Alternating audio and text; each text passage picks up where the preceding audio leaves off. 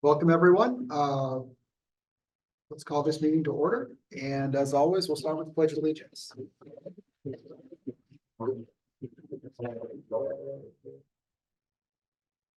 Pledge allegiance to the flag of the United States of America and to the republic for which it stands, one nation, under God, indivisible, with liberty and justice for all.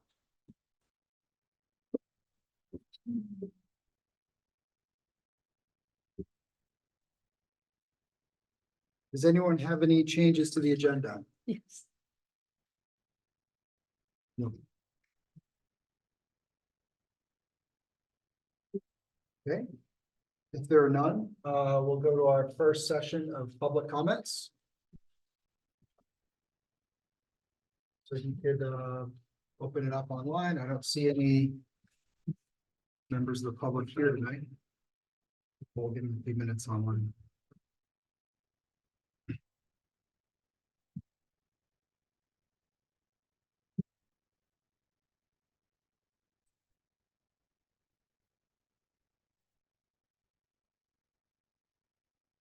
Okay.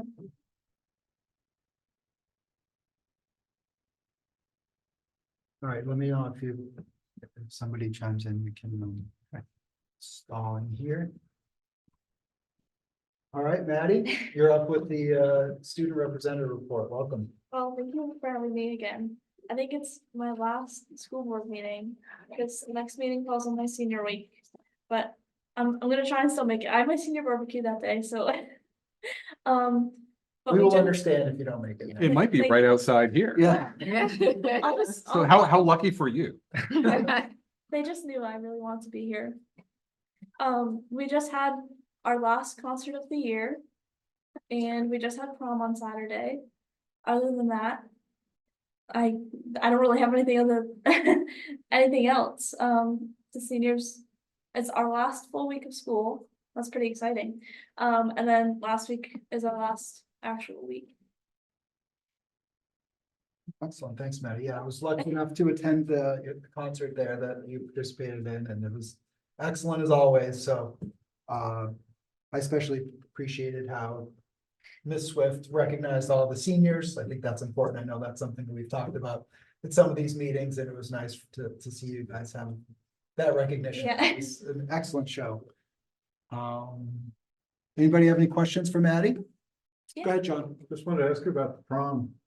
I mean, I thought it was fun. I stayed almost the entire thing. I did leave a little bit early. I didn't go to Conan's prom last year, so I have nothing to compare it to, but I thought the food was pretty good and I got to hang out with a lot of my friends, so we all had a good time. Great. Yeah. Maddie, thank you, by the way, for being Thank our you. student representative throughout this year. You've done a fantastic job. Thank you. And I was thinking about this yesterday and trying to remember some of the big concerns that you've brought our way.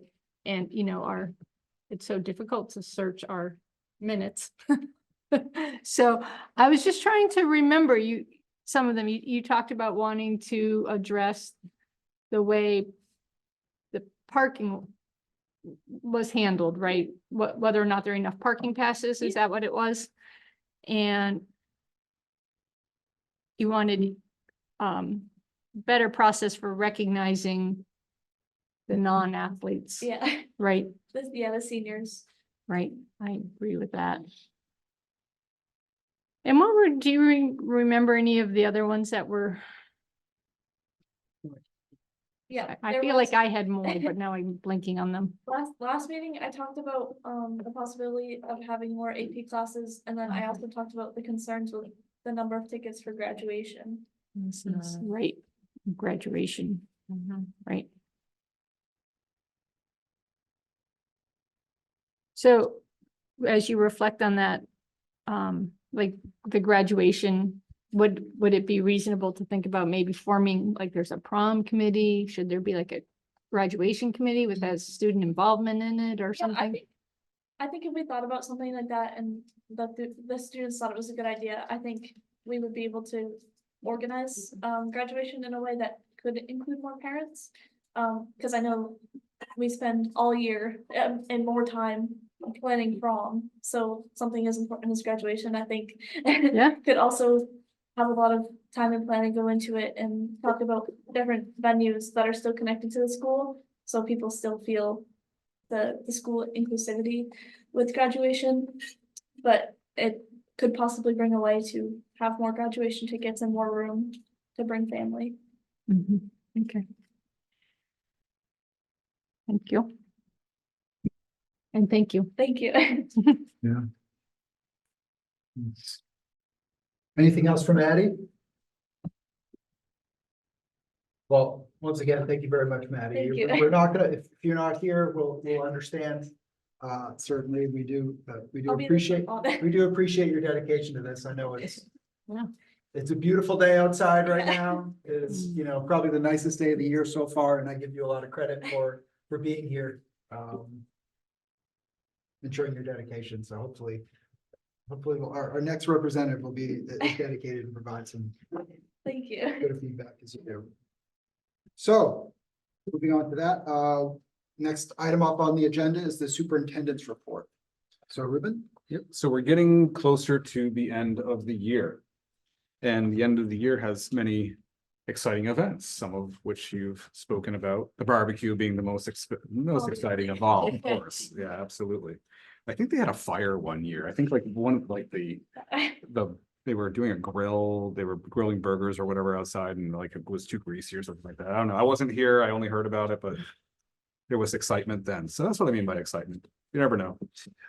So yeah, June 7th is graduation for our seniors. June 10th, we have I guess you could say a graduation or step up type of event for a celebration for the RMS and JGS fifth graders. So it is going to be on the same night, and JGS is going to be from 5:30 to 7 and RMS from 6 to 7. So for those of us trying to go to both locations, it looks like we'll be starting in JGS and then moving to RMS for that purpose, which is the reverse of what we've done in the past. So last year we had it on separate nights. That was very exciting. It all worked out really well. The end of the year is really crammed this time, and so that's how we're working with that. Because the next day, on Tuesday, the 11th, grade 8 is having its event here at school. Would it be possible, can I interrupt you for 1 second? Yes, Could we please put the live calendar up? Because these are events that the board wants to try to attend if possible. Could sure. we put the district live calendar up while he's going through all these dates? Because Yep, I have control. Yeah. So we'll do that. appreciate it. Yep.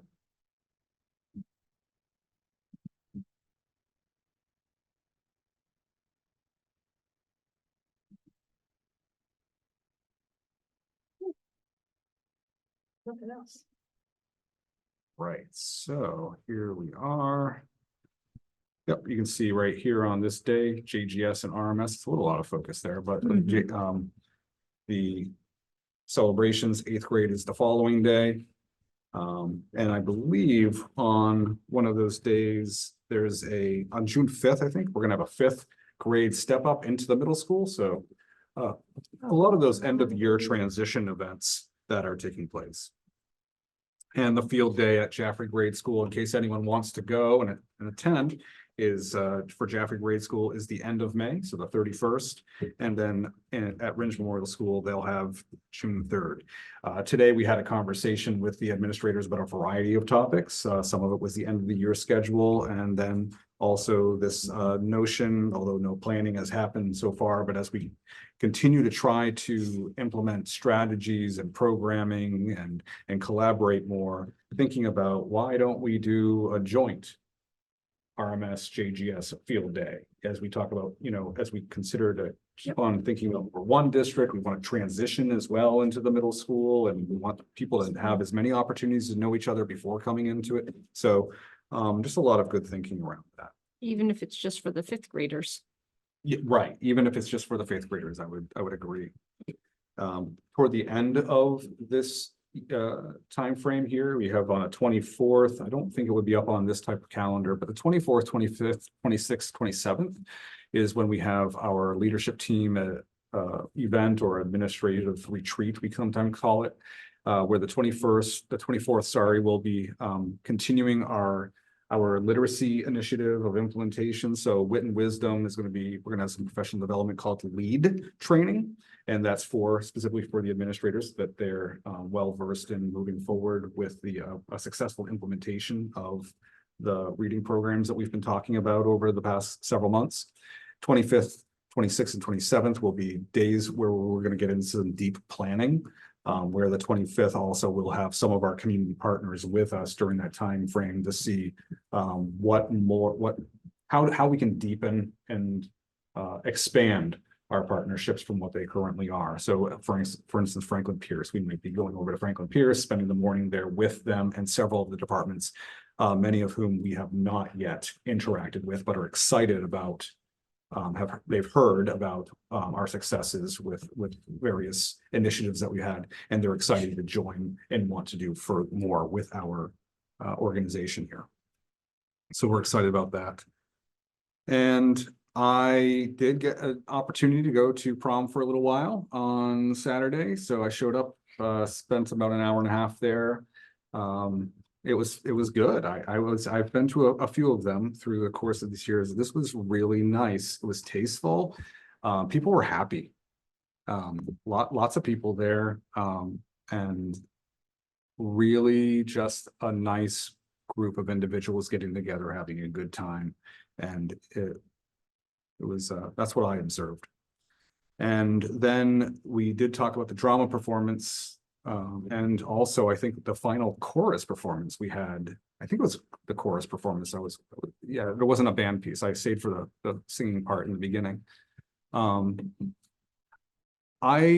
general, really in the last couple of years especially, but this year, I have been very impressed with all of our performances that we've had.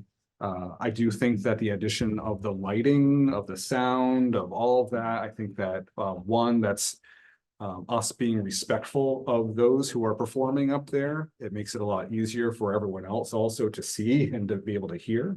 And so that's great. And we're giving people I think a better environment and some better facilities for the work that they do, and to recognize that. Even the new floor covering that we use so that the wood floor doesn't get damaged, even that is better. I know that we still have some more work to do with painting in the Pratt Auditorium, and that should be happening within the next couple of months. So I think that will be just another addition to making that place feel better. Chairs and seating, that's the next thing that has to be addressed. So I can tell you that from sitting there during the play going, this is wonderful, but those metal chairs, those are intense. So that's my report for tonight. Any questions for Ruben on any of those items or anything else? Go ahead, John. I'm just wondering if you have any kind of just a very brief update on the planning for the after school program at JGS. Yes. In general, community, we have to continue in order to do what we know is best for our kids and for our community at large. We need to continue to partner with the community and with our current partners that we really have strong partnerships with. And so I don't have an update from the standpoint that we haven't met again since the last time I gave an update relative to the after school program work that we're talking about for Jaffrey Grade School. But for those who haven't been in attendance before, basically the town administration, librarian, the recreation department, the Rotary Club, us, the Jaffrey Grade School principal, myself, also Franklin Pierce. We're all in discussions about how we can build a sustainable program over at the Jaffrey Grade School. We know we have data that suggests that families need this, want this. We have a community that needs to offer more for families and kids. And so this is a way that we can do this. Something that we've discussed for many years. We don't believe it's the appropriate thing to put it into the school budget. Because in order for it to be sustainable, it needs to be everyone working together. This is a community need. And it needs to be a community solving that. So we would be a partner within this process, even though they would be for the children at Jaffrey Grade School or homeschoolers or people who attend, private schools around the area who want to access that. That would be what they would be there for. So I would expect that within the next month, this month of June, that we would have a better understanding of what that could look like. The government, the town leadership left with a task of getting together a budget and basically a path going forward of what they needed in order for us to take that next step. I feel very confident that we're going to be able to have something really neat in the fall. Our target right now to start off with is about 50 children. I do think there's probably double that would take advantage of this. Our survey data says that there are definitely about 35, and that's about 1/5 of the population of the school responding to those surveys. And so from past experience with other programs that we've implemented in other locations, that number gets multiplied down the road. And we know it is a need. We know it's a need in part because we've had some difficulties within the community with adolescents, not necessarily from our school, but adolescents who are having some challenges out in the community, maybe loitering, or maybe there's some damage, some vandalism, other things could be taking place. And so we certainly want to help with whether it's our kids here or whether it's the kids out in the community who aren't attending our schools. We want to make sure that we are part of a solution and being able to help people be proactive rather than reactive. And so this Thursday, we are, while not having to do with the after school program per se, although that could be part of a conversation later on with this, is we're meeting with, several of us are meeting with the police chief and the fire chief as well, just to start to have conversations about how we can have a broader community collaboration around creating a healthier environment. And what I mean by environment is not the building, I mean the community for our families in this area, which is of course years of work to do, but it starts by people being energized and inspired to do something and dream and imagine a better future. Thank you. Thank you. I had a question, Ruben. You had talked a bit about, field day and integrating the fifth graders and step up days, which are all great things. And I think we've talked before, right, about how important it is that transition from fifth grade into the middle school. And it's been a bit of a barrier or a perceived barrier anyways for a lot of students to come here. Sure. I know that last year, certainly there was a lot of steps forward with both that summer program that was put on and the trip to the ecology school. I think, I don't know if we have data on that, but anecdotally, I think there were some good positive results from both of those things. Is there anything like that planned for this year? Is it something that's being thought about? Yes, so the way that they did the 5th, 6th grade transition last year with them coming to like kind of camps. Yeah. That's going to happen again. Oh, great. The trip to the ecology school isn't necessarily going to happen, as that was grant funded last time. We did have some data. The data did show that it was helpful. It did not say that it did not suggest that it was what solved the transition, I would say. So I think we'd like to revisit that. I think we'd like to revisit that in a budget conversation. Right. Also, if we want to do something of that nature, how do we make it sustainable so that whether the kids are in other schools might be fundraising for years to come and then they get to do this in 6th grade? Is it something that we provide? How do we go about doing that? I do think that we will likely look at more day trips in the beginning. So not quite an overnight. That's a big lift in the beginning of the year.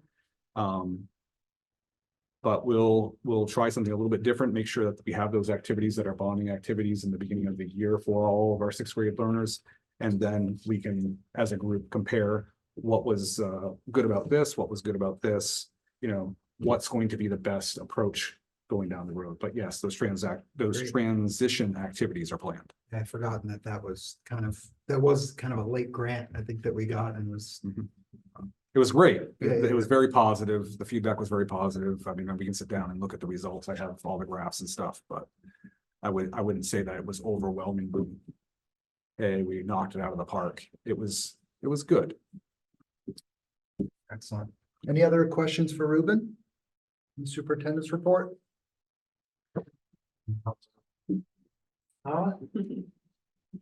We will move on to the consent agenda. Does anybody have any changes to the consent agenda?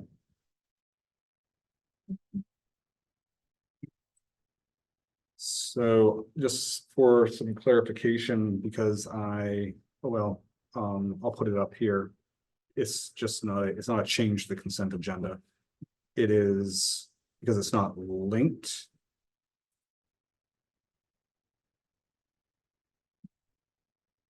And it's not gonna open for me, I guess. Let me see.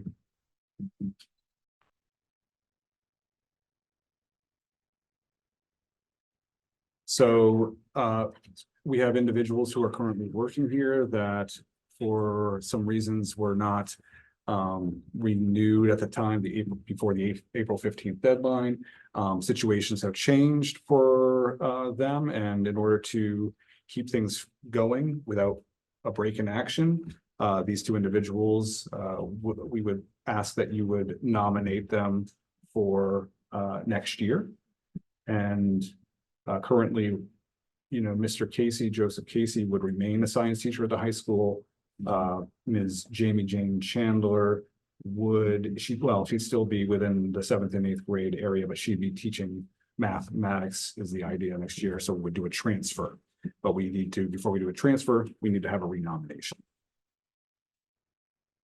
Charlie? Yeah, I'll make a motion to add Joseph Casey and Jamie Jane Chandler to the nominations of the consent agenda. Thank you, Charlie. Do we have a second? I'll second.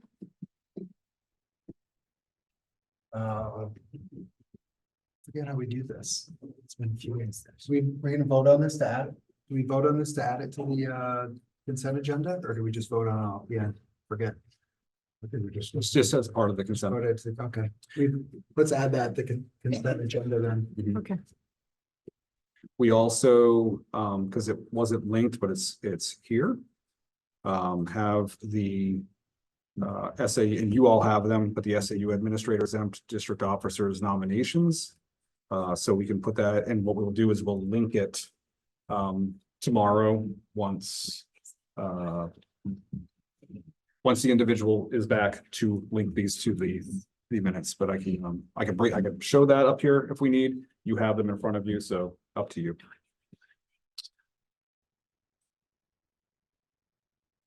I think the policy is to vote on consent agenda as submitted unless it's modified. Okay. So unless somebody wants to modify it, I'd say just go ahead and vote on it.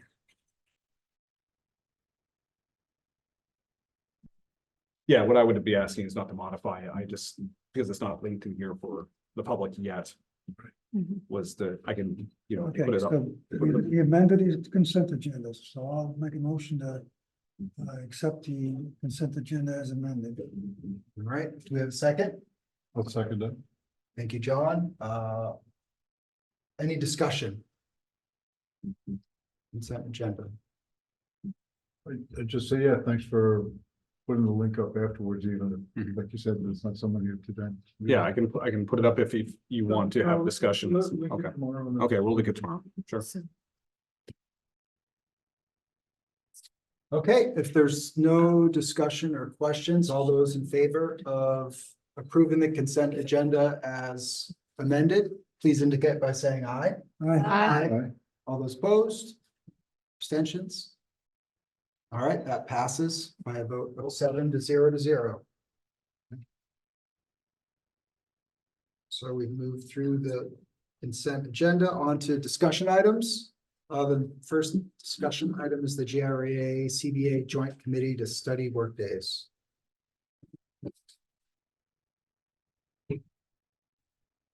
So I'll speak, 'cause I asked for that to be added. Okay, thank you. Um, so this was a paragraph in our newly minted CBA agreement with JREA that there would be a joint committee to study workdays set up. And the stipulation is that the committee shall be comprised of 5 members appointed by the board, including at least 1 board member, 1 SAU administrator, and 1 building administrator, and 5 members appointed by the association. The committee will issue a written report to the board and the association by June 30th, 2025. So in 1 year.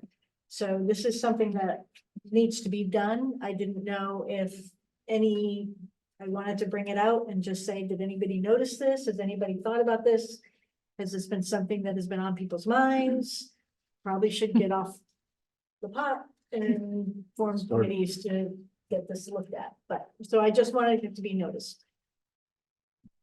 No real action item, just, hello, this is here, gotta do it. Good reminder. And I don't know if we begin it. I don't know if JREA begins it and comes to us. I don't know if somebody from the public comes off the street and says, we need this now. So I just wanted to make sure we all saw it. So at our leadership retreat at the end of June, we have invited for part of that timeframe, we invited the co-presidents of the JREA. So we will likely have a conversation about this as to timing. But then, yes, we would need to put together a group and they would need to put together a group, and then we have to come together on that meeting over a period of time throughout the course of the year. Cool. Yeah. And so everyone in the audience can read that up there. I think it's visible to those online also. So Ruben, it makes sense to revisit this after that retreat, Yes. and then we can make sure we progress it throughout the year. Excellent. Well, thank you for bringing that up, Lisa. Trying to find things that, oh, this is our job. Yeah. Oh, somebody's got to do something here, okay. Any other questions or discussion for Lisa on this action item? Before we move on to our guests. Okay. The next action item is a presentation from the Abbey Group. So welcome. Thank you. Oh, okay. Thank you very much for having us tonight. My name is Ina Hanson with the Abbey Group. I'm the Chief Operations Officer. I'd love to introduce Sherry Underwood, our founder and Chief Executive. And Abby Underwood, our Chief Marketing Officer. Hello, everybody. We are here to answer any questions that you have. Support Wanda Kirker, your Food Service Director, talk about the year in review and discuss. So Wanda's has prepared a terrific presentation on some of the things that happened in the schools this year. Hello. I don't know if any of you know me, but I'm Wanda Kirker and I work here in your school district at the high school, the middle school, and then RMS and JGS as the food service director. I work for the Abbey Group. We had a great year. So Ruben, is it on the slideshow? Oh, or- sure. That's okay. Yes. So we had a great year. All right. I can click it. Really, our objective is to bring healthy, nutritious, fun meals to the kids here, the learners. I think that we're doing that and to help them establish some healthy eating habits to last through their lifetime. So that's me. You can skip through that. Okay, all right. Okay, all right, thanks. So I have a little bit of a background in nutrition. I studied public health in college and nutrition. Was going to go and become a registered dietitian, but I chose to go the public health route. And so here I am working with kids. I have a passion for feeding kids healthy foods. I have a child who has a chronic illness, so I've had to do that for at least the last 15 years. So I really try to focus on making sure kids are eating healthy, but that they're eating and they're fueling their brains and their activities. So that's a little bit about me. I'm also a personal trainer. And I'm going to take my staff and anybody else that wants to come tomorrow into the weight room. And we're going to do a workout session. So and then next Tuesday, I'm going to do it with the learners. So they're going to be able to work out with their lunch lady. Right. So August and September, we were busy, really busy. We were hiring new staff. We were training new employees, old employees on how the Abbey Group does their food and their menus. Abby came down and installed a plethora of new signage for us, really trying to incorporate the school's mascots along with the Abbey Group's label. We added fresh fruit and veggie bars to all 4 schools. I don't know if anybody's had a chance to come and eat with us. Please do. They're great. You know, we just kind of started off a little bit, you know, we did some barbecue chicken, we did some pizza the first day, getting kids used to it, getting kids used to going through the line and having to go to the fresh fruit and veggie bar was a little bit of a challenge at first, but I think they have it now. The other day I was working in the middle school and the kids come through and I'm like, where's your veggies? And they're like, oh, and they turn back around, they go in and get their veggies, which is really great, which is what we want to do. I mean, they're not kicking and screaming, they're doing it. So that's really great.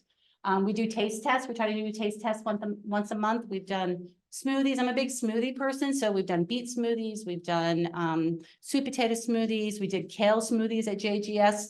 I thought these kids are not going to drink them. They did. They loved them. And we always have a harvest of the month. This month we have eggs as our harvest, our local harvest. And I have been able to purchase local eggs from Picket Fence Farm. And then there was a staff member at JGS who actually has some chickens that we've purchased local eggs and we add them into our menu as well. Sorry. No, that's right. That's okay. I'll get the As cues. you can see, this is the new signage. This is our lovely salad bar. Well, it's a fruit and veggie bar, but the kids can go up there and they can get as much as they want.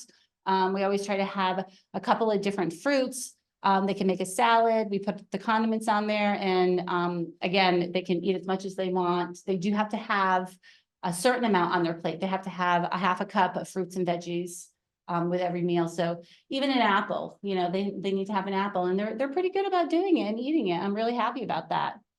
So, and then we go into, I think it's October, November, which was really super fun. We did a lot of we do a birthday celebration at all the schools once a month.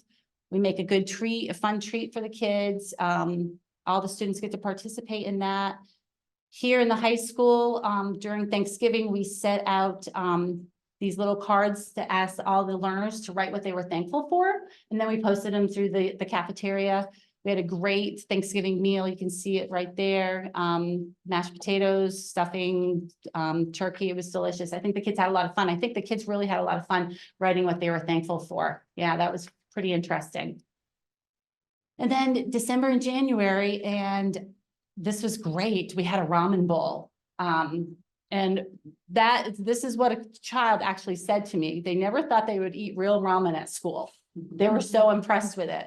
We're actually having, oh, goodness gracious, I'm trying to remember, next week on our menu at the high school. If you guys are interested, come and check it out. We do beef and chicken ramen. It's really delicious. And then of course, some comfort food, chicken and biscuits. The kids at the grammar schools love that. And yeah, so it's, you know, we're interested, it's giving them some interesting foods to eat, but still some comfort foods, healthy comfort foods that they're, you know, used to seeing at home too. So, and then February and March was amazing breakfasts. Here's some oatmeal, fresh oatmeal with some fresh fruit on it. High schoolers love that. I've actually had a couple of kids come and say to me, are we gonna do oatmeal? I'm like, you want oatmeal now? It's kind of hot. They're like, yeah, we want oatmeal. We did overnight oats last week, which was a big hit. Homemade muffins and pizza for breakfast, right? And the kids loved it. They ate it. I mean, it's visually appealing and it tastes delicious and it's good for them. And then Valentine's Day, we decided to make a treat for them. We made homemade chocolate hummus and put a little heart on it and some strawberries, and the kids, they love that. And then we had leftovers and we actually ended up making like little snack packs for the kids It's on the grab and go at the high school, and they were able to continue eating that, so. And then April and May, April was really fun because there was a lot of events going on. There was the eclipse, which was super fun. We made some eclipse cookies. And then there was Earth Day, so we made some dirt for the kids. We try to give them the healthy, and then we got to give them a couple of little treats to keep them coming back, keep them happy. I think we're doing that. And there's the local eggs that we purchased. If you guys are interested in local eggs, Picket Fence Farm up, it's off of the Pond Road. Excellent eggs, excellent. So we did that, we're doing that. We're actually planning a barbecue, 2 barbecues. We're doing a barbecue for the middle school and a barbecue for the high school. On the 10th and the 11th, during our normal lunchtime. We're gonna go outside, we're gonna grill. We're gonna have some music, we're gonna have some ice cream, we have some watermelon, make it a fun time for the kids. And then to grammar schools, we are doing a bag lunch extravaganza for JGS, because I believe JGS comes here for their field day. I'm not 100% sure on that.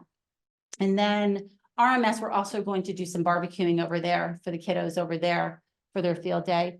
So it's been a great year, and I've really enjoyed working here and getting to know the students and getting to know the staff. And I invite everybody to come and eat with us one day, please.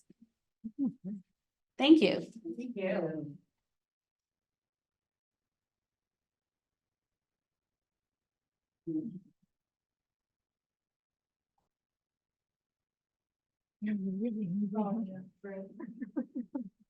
So in the packets that you received, we have a letter with a little overview, copy of the slideshow, some menus, Wanda's resume, and we're open for questions. Excellent. Thank you very much. Does anyone have any questions? Who wants to start? Great presentation. That was awesome. I love hearing about what you guys are doing, the kids eating.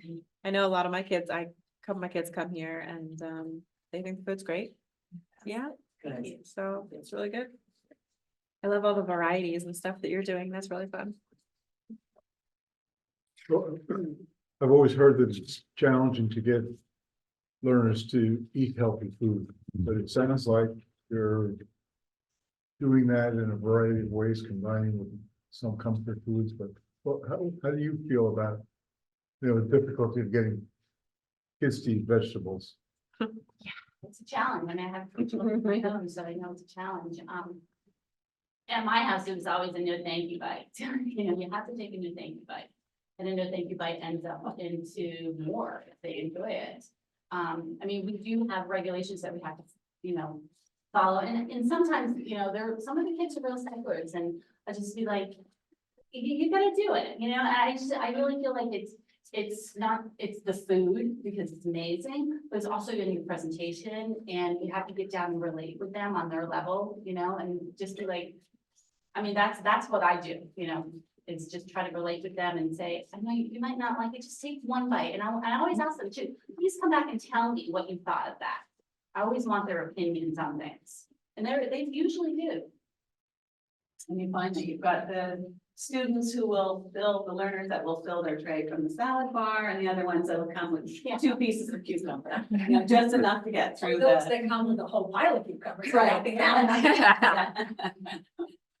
But I think that having, giving them control over what they're choosing at the fruit and veggie bars has been really helpful to encourage them to try new things, and the taste tests as well. Yeah. Yeah. How do you measure the success of your menu in terms of student satisfaction? The stars and dogs. We do have the odd dog, it's really based on how many students eat with us that day. And so we're constantly analyzing the menus, removing things that are not working. Wanda probably has a better idea of what doesn't work here, but might work in another school district or in another school.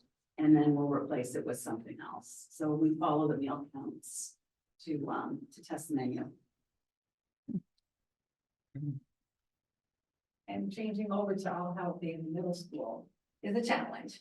You know, not being able to offer a few of those bad snacks, as we call them, that the students would like. It does make it more of a challenge to get them to eat, like all the wonderful menu items that one has come up with and has out there is really out with us. So the first year we learned, okay, what will they eat and, you know, what can we do to improve everything? So now we have that, we keep what we call production records, so we can go to every single day and see what sold and what didn't. So we can focus more on things that, you know, the students like, rather than, let's say, chop suey, shepherd's pie, whatever, I'm just using it for example, but we can start building what this area likes, what the students like, and what we can get them to eat, to keep them more satisfied with us. So what do they like most and what do they like least? Well, that would be. You know, it's really, it depends on each school, really. The kids at, the elementary schools, they really do like the comfort food. I don't think I could give them a ramen bowl and that they would eat it, yeah. Brunch They for really- lunch, maybe. Yeah, they love, they do love breakfast, yeah, breakfast for lunch, but they really do like the comfort foods. The high schoolers, they're more apt to try, you know, they want the ramen bowl, they want the, you know, the pulled pork sandwiches. They don't mind our food touching. We do a bowl, like a chicken bowl with like, it's potatoes and corn and chicken and gravy, and they love that. If I menu that at the grammar schools, it has to go in each individual. They don't want their food touching, so it's kind of funny like that. The middle school, they absolutely love breakfast pizzas. The high schoolers, not so much. The yogurt parfaits that we sell are a big hit at RMS, not so much at JGS. So it's kind of funny how it goes. Yes. I have a couple of questions. What is the process for students to get meals? What happens when they walk down those stairs at the high school? Okay, so if they walk down the stairs in the high school, today we had the hot meal, the chef's choice available. We also had we have the deli, which is open Monday, Wednesday, and Fridays. So they can get a fresh made sandwich. We have a pizza option. There are burgers and chicken patty options. We have salads and sandwiches. Well, on the deli days, we don't make sandwiches because they can get a sandwich at the deli. And we have parfaits. So the students would walk down the stairs and they would go into whatever line they choose, and get their meal, go to the fresh fruit and veggie bar, pick up what they need to have there, make a big salad. They can have an individual salad if they want to. And then they're just coming through the point of sale, putting in their number, and then they're off to eat. So point of sale happens less. It has to, because the girl is trained to make sure they have all the components on the tray to make it a complete meal. And so when we have audits, the auditors make sure that we're doing everything correct. Right. So if somebody has a negative balance or a minus on their account when they get to point of sale, that's a meal that's in their hands that would have to be thrown away. I never throw a meal away, and I never refuse a student a meal. Right, but that means that there's no alternate meals available to somebody, should they have, oh my gosh, I thought I had enough. There's nothing alternate that could be, so, well, you could afford this, or we could do this and this would be less money. They have to pay full price for the meal in hand because it would just get thrown away otherwise. Right? Well, I'll speak to that. So it is complicated, and we do not wrestle with trays or change meals at the point of sale. There are letters that go home in the grade school at We use an alternate meal key here for all students who don't have. I'm sorry, I couldn't hear Yeah, that. I'm sorry. An alternate meal key, we use an alternate meal key, so any student that comes through, they don't have funds in their account. High school and middle school are not allowed to charge, and we use an alternate meal key for them if they do not have funds in their accounts. The grammar school students are allowed to charge up to $25. And then after that, then we will use the alternate meal key for them. That's a button that you press that Yep. just says they're going into a negative balance for a standard meal. It's not an alternate meal. No, Right. no, it's not an option meal. So they're getting the same meal that all the other students are getting. They're not getting a peanut butter and jelly sandwich or something that's alternate. They're getting the regular full meal. And letters go home at the elementary level? I believe that they do, yes. Actually, my office doesn't handle that. Leanne's office handles that. It's an email, Lisa. And at the middle Parents high can school. it Probably does all not. the levels, Yeah. I would assume, Yeah. because it's all the same point Yeah. of sale system. Yeah. That has the capability of sending every family in the negative an email. So even at the high school, middle school, they're getting emails even though they can't be charged. Yes. I I mean, I can answer that because I'm very bad at. Yeah. Yeah, me remembering- too. I I'm like, need oh, that, no. I need that second email before I put funds in, so. I don't know what happens after 2 emails, that's enough to prompt me to do something, but 2 reminders. A little bit of my personal information there, but that's the way my brain Put in works. the information is Thank good you. too, by the way. Next question is when you have the special events like the barbecues, if that's okay, I'm sorry. did I- No, you're good. Okay. Is that for everybody? Is that for people paying? Is that? This year it is going to be, we're running it like a regular lunch schedule, so the students will come through the point of sale. I mean, so it's for kids who pay, that's. Yes. For 300 kids. For everybody, Yeah. Yeah, Depending on their status, right. what they'll pay. Okay. In your, one more. In your key financial data, second paragraph, you say that the food service program reported a negative balance of 53,607 year to date. What do you attribute that to? So that was last year before we were here. So what I was 23, I see that. Yeah, so what I was comparing is that this year, I think at the exact same point, we're negative $354. Versus the program was in a deficit of 53,000 last year. I can't speak to what happened last year. I Nope, just that's let fine. you I know didn't that even see we that. tried very, very, very hard Yeah. to put out great food and keep the costs as low as possible. That's our goal. Is it more expensive to prepare natural food, vegetables and that kind of thing? I mean, time-wise, in terms of your staff? I think it is more labor intensive, but not, we can't sugarcoat that. But processed food is definitely more expensive, so. A whole muscle chicken patty is probably one of the most expensive items that we buy. Of course, we've got Wanda here cooking pulled pork. Yes. Normally, I'm cooking pork butts. So on Wednesday, you'll have homemade pulled pork. she could have chosen another product, let me just say that, but anyway. The enthusiasm here is off the charts, and so she's cooking. From scratch. Yeah, from scratch, which is amazing. So one of the things we as consumers see all the time when we go to the grocery store is how expensive food is. And I'm sure when you're buying wholesale, you've also seen those increases. So you started out with a budget predicting how much you would spend before the increases, and somehow still you've managed to stay pretty close to within your budgets. That's super impressive, but has that food inflation changed your menu or how you think about food? No, the reason we have a subsidy, we know how very, very important it is for you folks to have quality for your students. So we have planned on that. Mm. We're very proud that with our training starting the schools up, our sales have been better, I think, than we had planned a little bit. So we're thrilled with that, It's helped the costs down, as volume always does.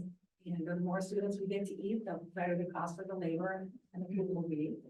We're working with a buying power, a better buying group now. And so having less with the pricing of food. Our company constantly works to put the best meal on a plate for the best price we can possibly do. That's our goal when we look around. And so, we're so proud we had a subsidy in there. I don't know exactly what we had put in contract, 53,000 something. To date, right now, we've only used $300 of that. Our goal is never to use that, but it's there in case, especially we've learned through COVID and inflation, and you just don't quite know what's around the corner. So we make it safe for everybody, yourself, us. Our goal is not to use that. We're already showing you that we do what we say. We are not using that. We don't plan to. Hopefully, we might use up a little of it, but the goal is not to use it and do the best we can, but want to help, people in the labor and you know, we hire a team and get them trained so they perform, you know, they learn, the more they do this, they get better and faster at it, you know, making sense. Yeah, of course. We try to retain our people, so there's not a lot of extra expense training new people all the time.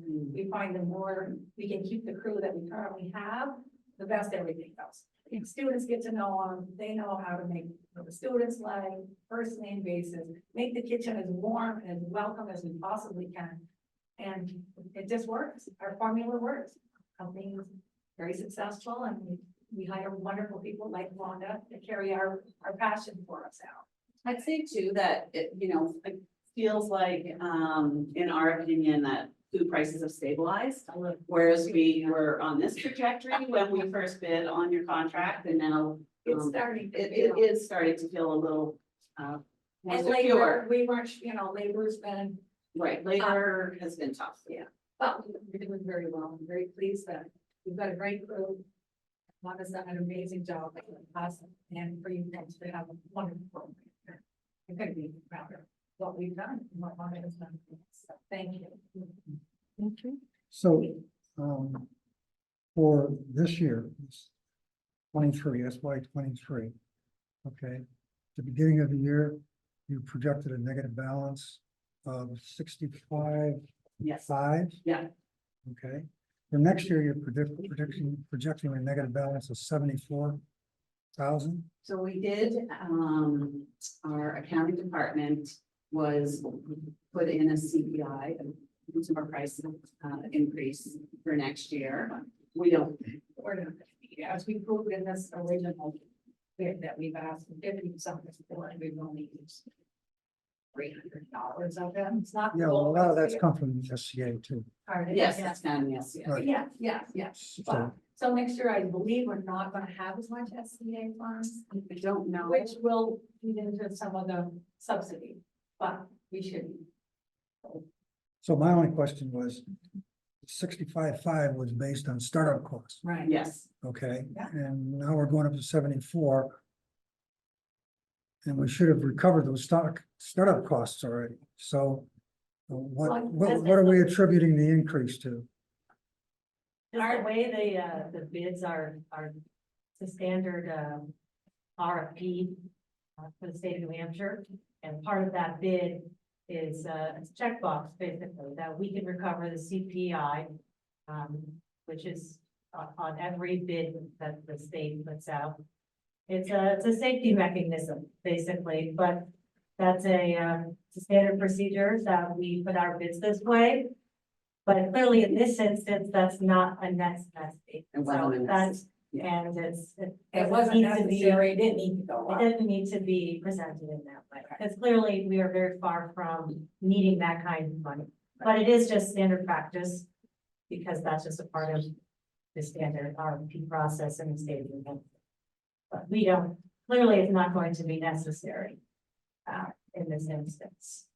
See, I'm in a position of having to manage the budget, Yeah. all right? And if you're gonna spend it, that's great. If you're not gonna spend it, Well, we won't, we might have to spend some without the SEA fund, so, you know, our goal is not to do the best job we can and not. You know, use the whole subsidy. I know we don't need the Okay, CPI that was put on there. my question was, what was the rationale? Yeah, well, that's what it is. That's where it comes from. The accounting department just does that. And we hadn't realized until it was brought to our attention what it meant for you folks. So, And I believe there were increases, forecasted for travel, uniforms. Yeah. Travel uniforms, sorry, there was one other item, What about staffing? we planned for staffing, we feel that we've got a stable crew and, we did allow for a contingency. If Wanda comes to us and said, we're gonna lose somebody, if we don't, so that's part of the budget. That's, yeah, I mean, when you can get $15 an hour over McDonald's. 18, 18 now. yeah. Yeah. It's a very, it's still a very tough labor market. I'm sure you know. I'm sure you know that, and, you know, the beginning of the year last year was a struggle as we tried to attract people. I think it was just one person who stayed, or maybe two, from the year before. Two, yeah. So they went to higher paying jobs and, you know, we did respond to that. Carefully. Can I go back to the, are you okay? Yes, can I go back to the charging? At the elementary level, the students go through the process, get their food, go to the point of sale. Can you talk through what happens if they have a negative balance? And They're allowed to charge it to $25. So basically what happens is the same thing that would happen here at the high school and the middle school is we would use the alternate meal key button. The student would still get the meal that they have on their tray, go sit down and eat it, and at the end of the month, I'm not exactly sure what happens with all the alternate meals. Is that something that Leanne handles? For funding? so, but point of sale, the Yes. person paid $18 an hour. Sees that it's more than the $25. What do? They get the alternate meal key. Okay, so that 25 is kind of more flexible than, it's not, nobody's turned away even Nobody's then, turned away. even if the district says the students can't have that meal, like that, like policy wise, the students can only go this far. That doesn't pan out at the place, yeah, at the point of sale. I No, because I don't mean holding a gun. I mean, No. we're really trying to work out what is the most realistic way of doing this. Right. Right. No, a student has never refused a meal. And never told to take it back. And they're always able to go through the point of sale. Even when they are in the negative, they're able to go through the point of sale, and how we account for that meal is we have in our system the alternate meal key. What, I can tell you, there are other districts, probably 10 years ago that used to have bag with a peanut butter sandwich in it, and that has been discouraged for a long time, and it really doesn't happen in practice anywhere that I know of right now. To take someone's tray and give them the bag with something else in it. Yeah. do you have kids that come up without a meal plan and come get a meal? Like, do they come up with a tray if they don't have a meal plan at all? Oh, all students have a number to put into the point of sale. Okay, Yeah, all so even if students, their parents put nothing in at all, they can come up and get meals. yes, they can. Okay. What would happen here if you had, but I think you just answered it. So let's say that there was a charging option for here where, yeah, it's on paper at the elementary schools. Would anything change here? Like, would that? If they Doesn't were sound like- able to charge at the Yeah. high school and middle school. Yeah, you had mentioned that we're not able to charge here. And I think what that means is that you're not able to tell them you're in a negative balance. Correct. Okay, so Correct. at the elementary school, you can tell the kids That's there, correct. Because they don't go into the negative balance here. right? But what would change here if they did? Like, how would that look here? But we don't want to get people to be able to feel that they can just come in and eat for free every day, so that's why we would keep the control on that. You know, charging policy. But the control is simply the person at the counter And they're saying you're at a negative balance. I don't. So if they were to come, so you're saying if they were in a negative balance, I mean, for à la carte items, students will come through with their à la carte items, and I'll say, well, you can't eat, and I'll say that. You can't get the lemonade from the à la carte, you know, Because you. cooler or the ice cream, because you don't have any money in your account. Most definitely, I will say that to them, you know, because that's a treat, that's an extra, that's an add-on. But the meal that we're providing for them, I wouldn't ever have to tell them that they couldn't get that meal because of the system that we have in place of the alternate meal key.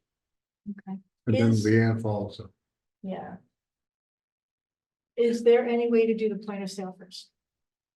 It's the law that it's the last. Okay, Because we have to prove that they've had a complete meal on the tray. Or you have to have one at the beginning and one at the end. Well, I think the way they do it, it sounds like it protects the child better because you're Yes. getting the meal rather than they come up, they go to get the meal and they're like, you don't have any money, you can't get any food, they have to go sit down. Whereas they're coming through with the food and they're like, yep, alternate key, here you go, take your food and go. So I it think- makes sure everybody eats. And they have a balanced meal. Yeah, Up to exactly. 7 It's all pounds, good. they get Yeah. their fruit and veggies, they don't have it on the tray. Absolutely. So. Right. So I think this is a better protection than But- that. I think like what you were getting at perhaps is if the policy were the same at the secondary level as it were at the elementary level. We know that the elementary level emails are going home, talking about a negative balance and so forth. Those same emails might not be going home to middle school and high school individuals because do they get a negative balance? We have the high school right See, there. see, I do But this how on do purpose. they, Don't worry, you're not alone. I will help you out there.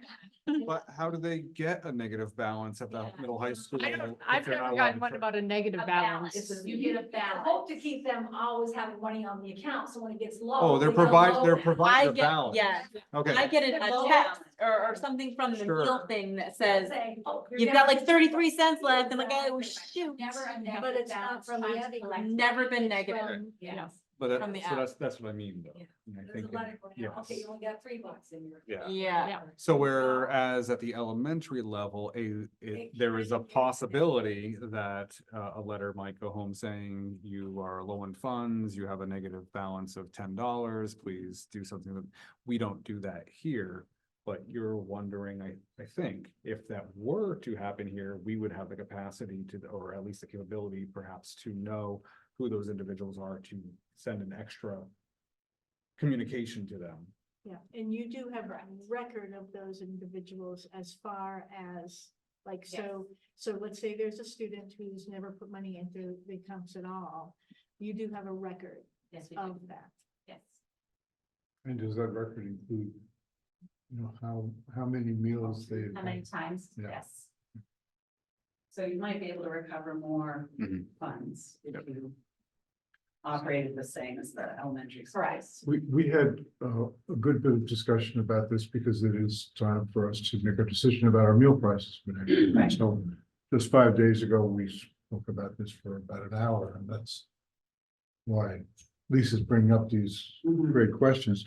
It's not that we don't want people to get meals. We're trying to figure out what we need to do to increase our prices so we don't get too far behind, but at the same time, not increase them in a way that makes it even harder. Yeah. And I just was curious, you mentioned that there's an FDA subsidy decrease expected. As, so the supply chain assistant funds, I believe there was a fourth round. Carrie or Leanne would have the answer if those funds are going to flow into next year or not. I'm not sure. This year, we're at 37,000 of Subsidy. additional funds that have come into the program from the federal government. So if that didn't happen for next year, then you would have that. Yes. We will be using some, Yeah. more than, we do have, like, when we started up this first year, the shelves were empty. So that is a lot of expense in the beginning to get the shelves and everything built back. So that helps us when we go start next fall, this next coming fall, it'll help. It won't be that there's not even salt and pepper in the world, that there's some things, we built up some inventory and there's some base now, that's helpful. So that does help too, to get going this coming year. So, yes. Are there legislative things in governing food service and reimbursements and subsidies that you wish were different, or that you would hope the state or the? Well, Federal- Wanda would disagree with me, but they keep dropping sodium levels. And the kids are forgetting that. So no, there are some meal pattern changes coming up for 2025. It does make it more Challenging because of course the food manufacturers have to reformulate their products. We might be short things that the kids love. But on the positive side, they're adding protein back to breakfast. So it's not mainly grain based, it's going to be grain and protein based, which is much better for the kids. So we're excited about that. I'm Free sure we meal. could. That would be great. Oh, yeah, free meal. Yeah. New Hampshire would be great. Yeah, and that would eliminate your, Worry charge. about Yeah. everything. There you go, go. Say free meals? Universal meals. Yeah. We would Yeah, love that. right, I mean, they do exist in some states, right? I mean, Vermont and New York. And Massachusetts. Yeah. Yeah, so. If we're pie in the sky, you're at. That would be. Well, it takes so much work out of the whole program, you just know that everybody's available. Yeah. Well, you know, we're talking about, you know, looking at legislative issues and, you know, it's not up to us to make these decisions, but certainly we can have input and share what we'd like to see. Well, I have a legislative change I'd like to see in terms of food service. So right now, it is, there are some USDA grants to purchase local food, but as Carrie pointed out, the amount of paperwork, and I heard this from other school districts as well, the amount of paperwork is so extensive that it doesn't make financial sense to get the grant to purchase local food. That is something I would like to have changed. If you know anybody who could change that, right? And we've heard this from people in the New Hampshire Department of Ag, that the money sits there because no school district can afford to get the grant. That's ridiculous. So Yeah. change that one. Thank you. I agree. And we definitely try to buy as much local as possible. Right. Have it contained within the operating budget. Allow for that.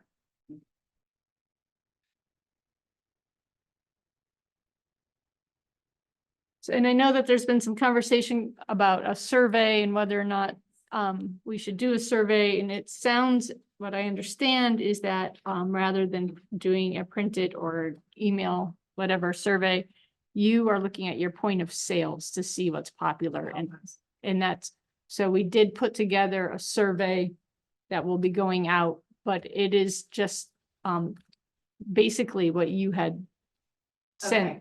And then we just added one question about quality, I think, for lunch and one for breakfast, but I guess it's going out at some point. Because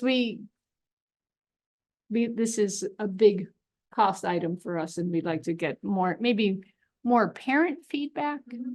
You know, what the kids are saying when they come home, and Definitely. So the data doesn't show is what's not offered. that's a Okay, good point. and that's of importance as well, you know. Students may say, I don't like this and not buy it, but there may be an alternative that they would buy that we don't know what that is. Right. Correct.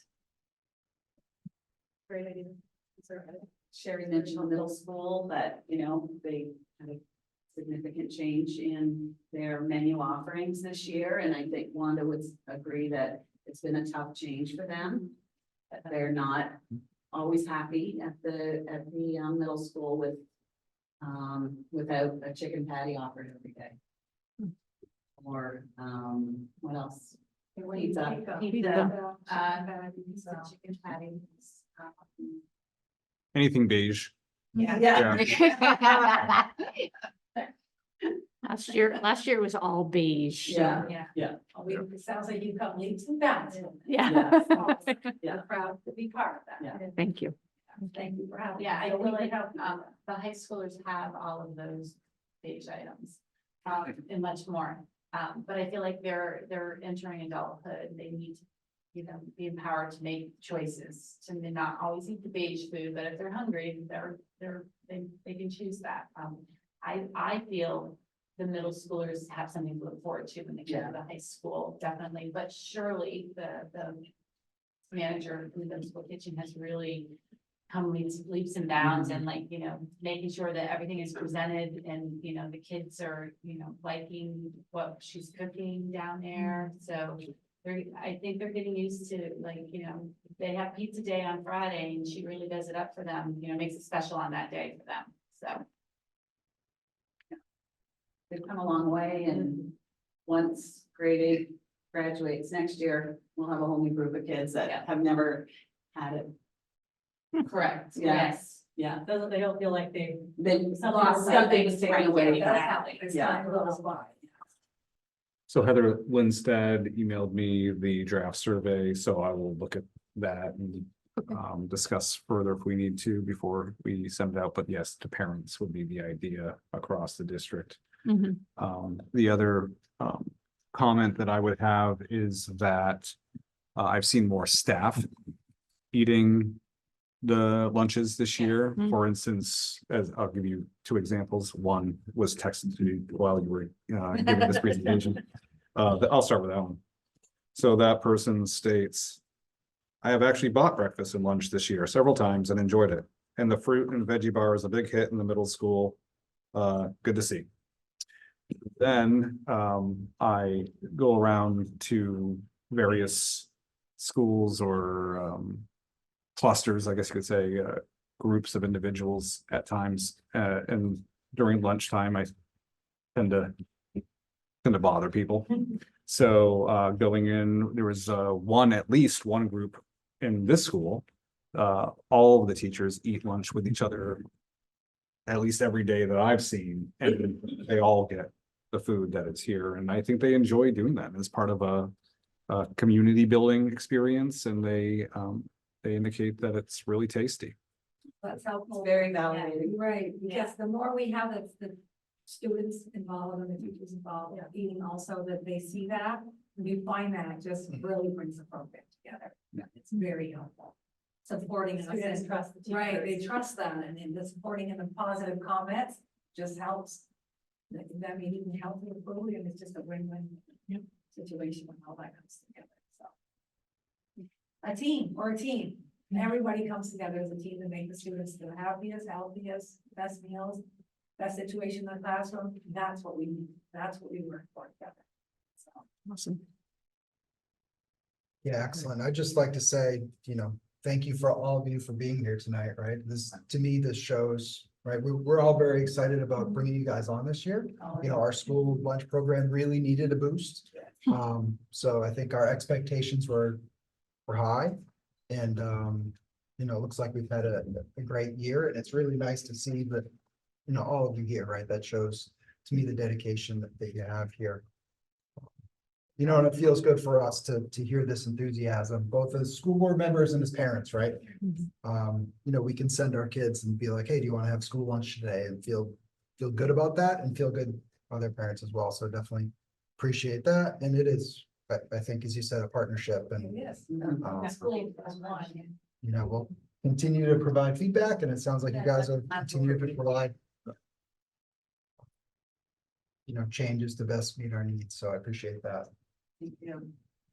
Do you have any further questions? Yeah, go ahead, John. Just one further follow-up on this. You mentioned that Vermont, New York, and Massachusetts all provide free lunches. Why is it, as you understand it, that we don't here in New Hampshire? You haven't voted to do that. I mean, I think it's It- some of the first in the country. I Right. think there's only a handful of school Right, I think states. there's 4 States. states in the whole. In the whole country. I believe right And now. and I actually think it's Maine, not New York. Yeah, just- we're not an outlier. Yes, but I Well, think it's gonna. By people in New York that they do have free lunch. I don't know if they're right, but So it's a federal program that has enabled a lot of schools to join the public community eligibility program. So if you have 25% of your student population identified as directly certified, your school will qualify for free meals. okay.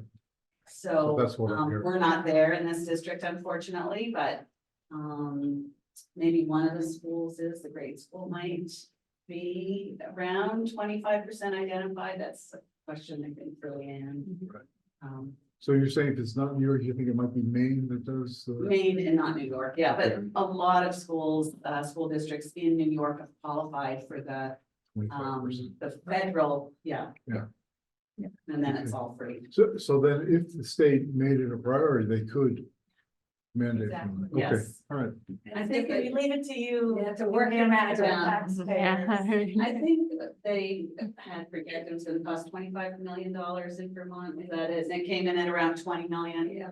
So they were surprised, and And they're working, you know, to get more and more federal dollars into the meal Helping programs cover in the cost. Vermont. And it really has. It's such just a wonderful a snowball effect, positivity for all involved. And just think of the stress that you're having about worrying about these children and worrying about, you know, how they're gonna pay and how's the school district Worried gonna about raising your handle prices and you don't have. the budget. Right. It just eliminates that and lots of paperwork and lots of Yeah. unnecessary hurdles for kids just to eat. Yeah, and I honestly view feeding the learners here, just, I mean, right up there with everything that they're learning to go off into the world to do, just as important. I mean, think about it, you're eating your entire life. That's something you have to learn to do and to do it healthy. So I really feel like it's so important for future generations to feed them some healthy food. Yeah. So it's not just the food, it's the learning. Yes. Yeah. A part of like. Yes. We love how you call your students learners. Amazing. That's. I thought Wanda created it. She said, no, I learned it. You're a learner.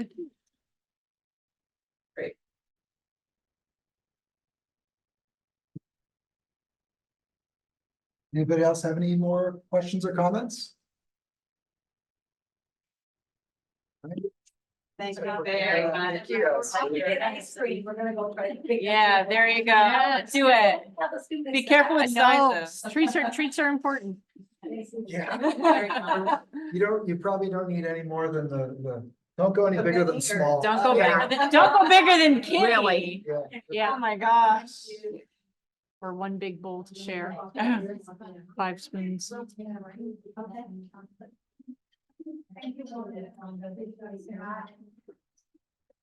Okay, moving on to action items. Looks like we have some minor revisions to the school calendar.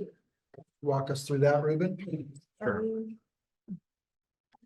So the minor revisions it's really just more clerical in nature.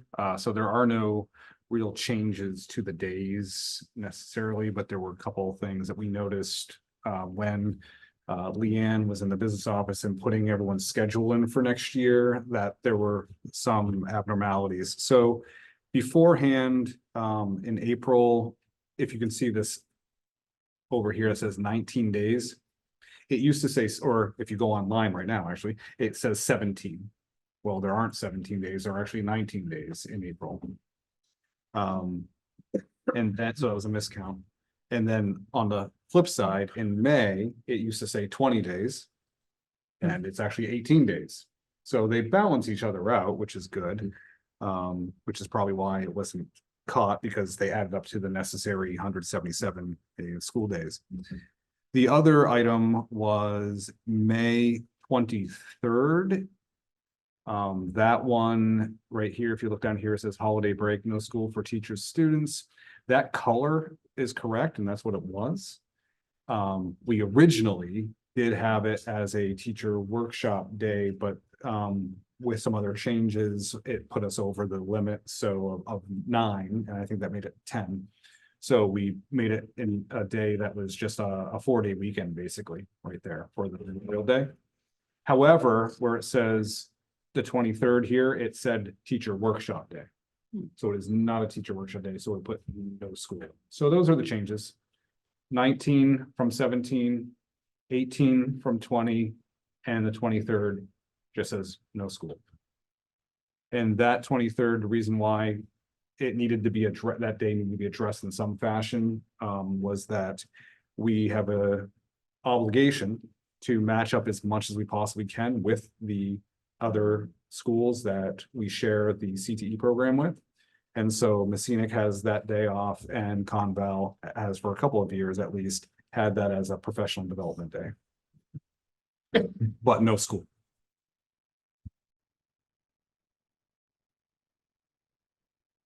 Any questions? I assume we need a motion to I just have reapprove the a calendar. question. Go ahead, Lisa. Is there anything we can do, like get rid of the 23rd to be able to not get out of school on the nearly the 4th week of June? We are cutting out so late next year. if the 23rd is simply something that can be a PD day and not a, like, anything we can do to get out a little earlier, that's. Yeah, we're pushing graduation an entire week from where it is right now. It's a late year next year, and I know it is for everybody. And I know we wanted that extra break in December, and most of the schools are doing that. But can we get rid of the 23rd and make that difference so that we get out a day earlier, just cut something? Well, I mean, I think that, well, I mean, you get out a day earlier, it's the 16th instead of the 17th. I don't know as though that does a whole lot. It still makes. Then everybody be mad, still- yeah, one day to come still to makes school you that go next through the week. I think the benefits of Nobody's come to having, school on 16th. I think, Yeah. through my conversations with the teachers. And some of the administrators, but the teachers and the association, co-presidents, that the 23rd is a welcome day to have, but also it originated from, because I would have had school that day. For certain, had the other two districts not gone that direction, and we did agree to go along with them as whenever it was possible to do so. So our calendar matches up pretty well, except for the end of the year. Conval goes a little bit later. Because of the number of days that they go and so forth, and we do, but other than that, we match up pretty well. I'll make a motion to accept the amended calendar for 24-25. Thank you, Lisa. Do I have a second? I'll second. Thank you, Kim. All those in favor of approving the amended 2024-2025 school calendar, please indicate by saying aye. All those opposed? Abstentions? All right, that's approved 7-0. And the next action item, we saw the presentation, so we're going to discuss fiscal year 25 food service prices.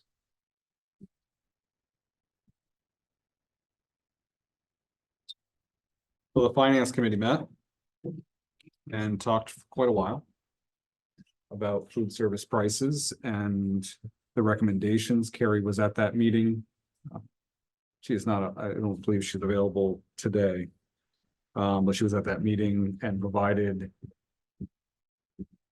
guidance as to how to, well, guidance as to what we might want to do for any increases or not increases to school lunches. And it has to do with certainly the rising costs and needing to make sure that we're keeping up with what the federal government asks us, the difference between what a paid lunch is and what's considered to be a free or reduced lunch.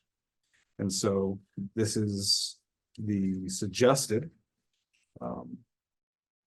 increases for next year to accomplish what we think we'd like to set out to maintain our ability to not get too far behind. We actually, I think we get right on target with what we're supposed to be. So keeping pace with the changes we're asked to make. So the federal government has certain guidelines and certain statistical requirements. Okay, and one of them is to have an average lunch price. Okay, based on their criteria. Last year, the minimum price that we had to meet was $3.53 average, all right? That jumped to I believe it was 385. 385. 385, so that's how much of a jump it did in 1 year. And we would have had to increase our prices to match that. Or we could have gone deeper in the hole, because next year slab will jump another 20 cents. And so we'd have to raise prices, not only that 20 cents, but something more than that if we didn't raise it this year. Okay, because we could raise it this year, I think it's a minimum of 10%. 10 cents. 10 cents. 10 cents. So anyway, we discussed a whole bunch of alternatives. And what we agreed to at the finance committee was that we would leave the breakfast alone because we believe breakfast is an important meal.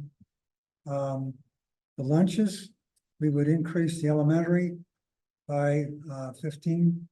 And we would increase the high school by, what is that, 35?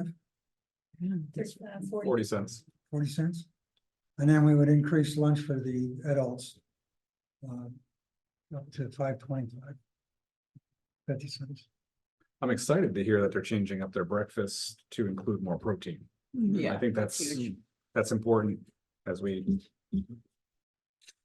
talk about this. So what we need to do is we need to approve these price changes. If we all agree to it. So I'll make a motion that we approve the changes in the elementary lunch for next year to 350, and the middle high school to 415, and the lunch for adults to 525. Thank you, Charlie. I'll second that motion, but I would like to add that this was a very heated, hard conversation. Harry showed us a document showing us the yearly increases for the past 10 to 12 years. Each year, we've increased each of these items by 10 or 15 cents. Nothing like this. Last year, we increased by nearly 50 cents for each of them. Last year was our big increase. It was huge. And we heard about it. Or like personally, people that, boy, this is a massive increase. Now we're increasing it again, not as much as last year's, but certainly way over what we normally increase it. This was a very hard conversation. It really was important to us to leave the breakfasts alone to make sure that families who simply can't afford this increase, kids would have food, they would have something that they could, you know, put a juice box or put an apple in their pocket for later. You know, this is substantial. So, but I do second the motion. Thank you, Lisa. Are there any further discussions or questions on the meal prices? It's expensive. And I'm not gonna argue that they shouldn't be expensive or that we can't, this isn't the right move, but this is gonna be hard hitting for the people who do not qualify for reduced lunches. That gap, that section is gonna, which I think is probably a big portion of Jaffrey, is gonna get hit hard. And I don't know if that's gonna push more kids to not get meals. And I'm sure you had this whole discussion. We did. I'm picturing kids looking at that beautiful salad bar, looking at that barbecue. Knowing it's not for them. I get it. This was a very, very hard conversation. And one of the things that we talked about, but we certainly didn't arrive at any clear understanding, was the notion that the alternative lunch key exists. We do know that there was quite a deficit run up over the past year, last year. I think it's up to around $50,000 for this year so far, not for the end of the year. Now, when I look at that, that's small money compared to what we spend on our students, but that's beside the. It's not small money if you're, a taxpayer. And the thing is that if we can do things to try to encourage, or you could say pressure parents to look at their deficits or their child's deficits and try to pay them. But if we do that, then we increase the problem that we're talking about of students seeing that food and not going up and getting a plate. So it's a tricky issue. A tricky issue. We should say, though, that policy committee is gonna be doing some work in that area. All right, It is, I would like to extend our conversation after we do our vote because it's actually not a policy that needs to be addressed. We have an interesting scenario.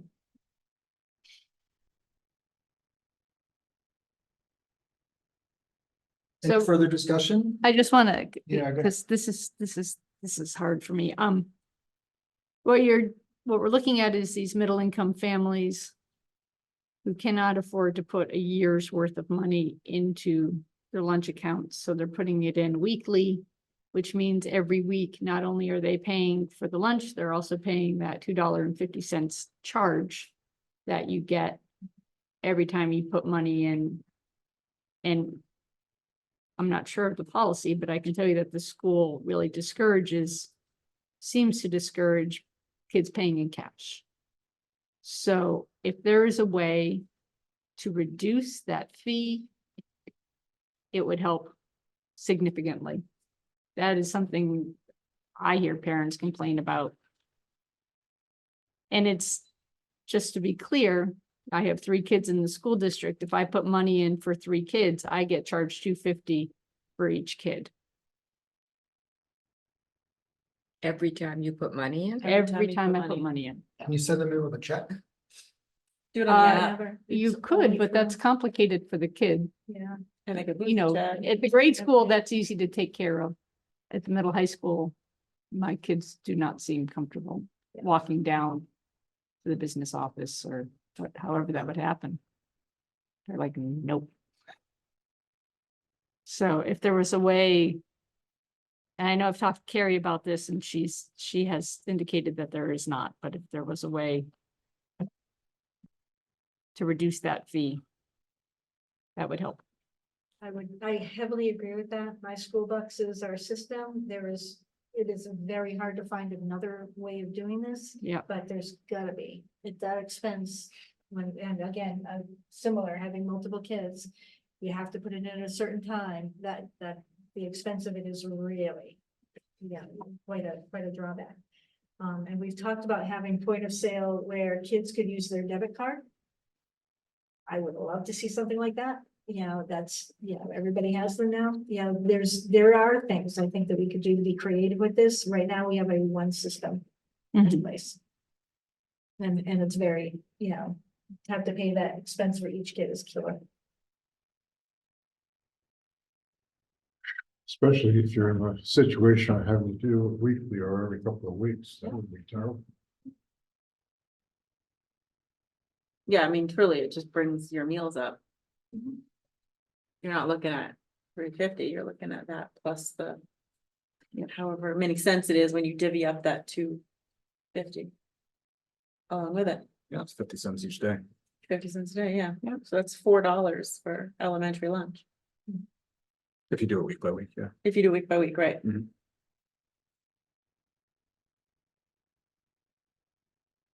And I'm not sure where you can buy lunch for $4. Yeah. I mean, there's that.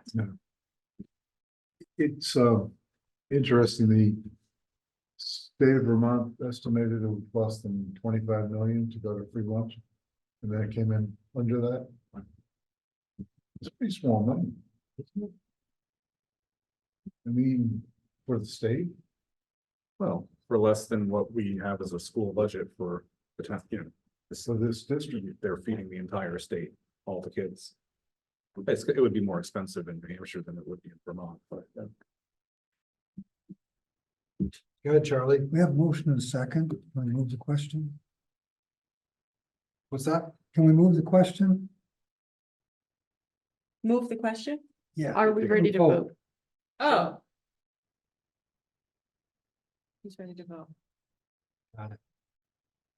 All those in favor of approving the modified meal prices for 2024-2025, please indicate by saying aye.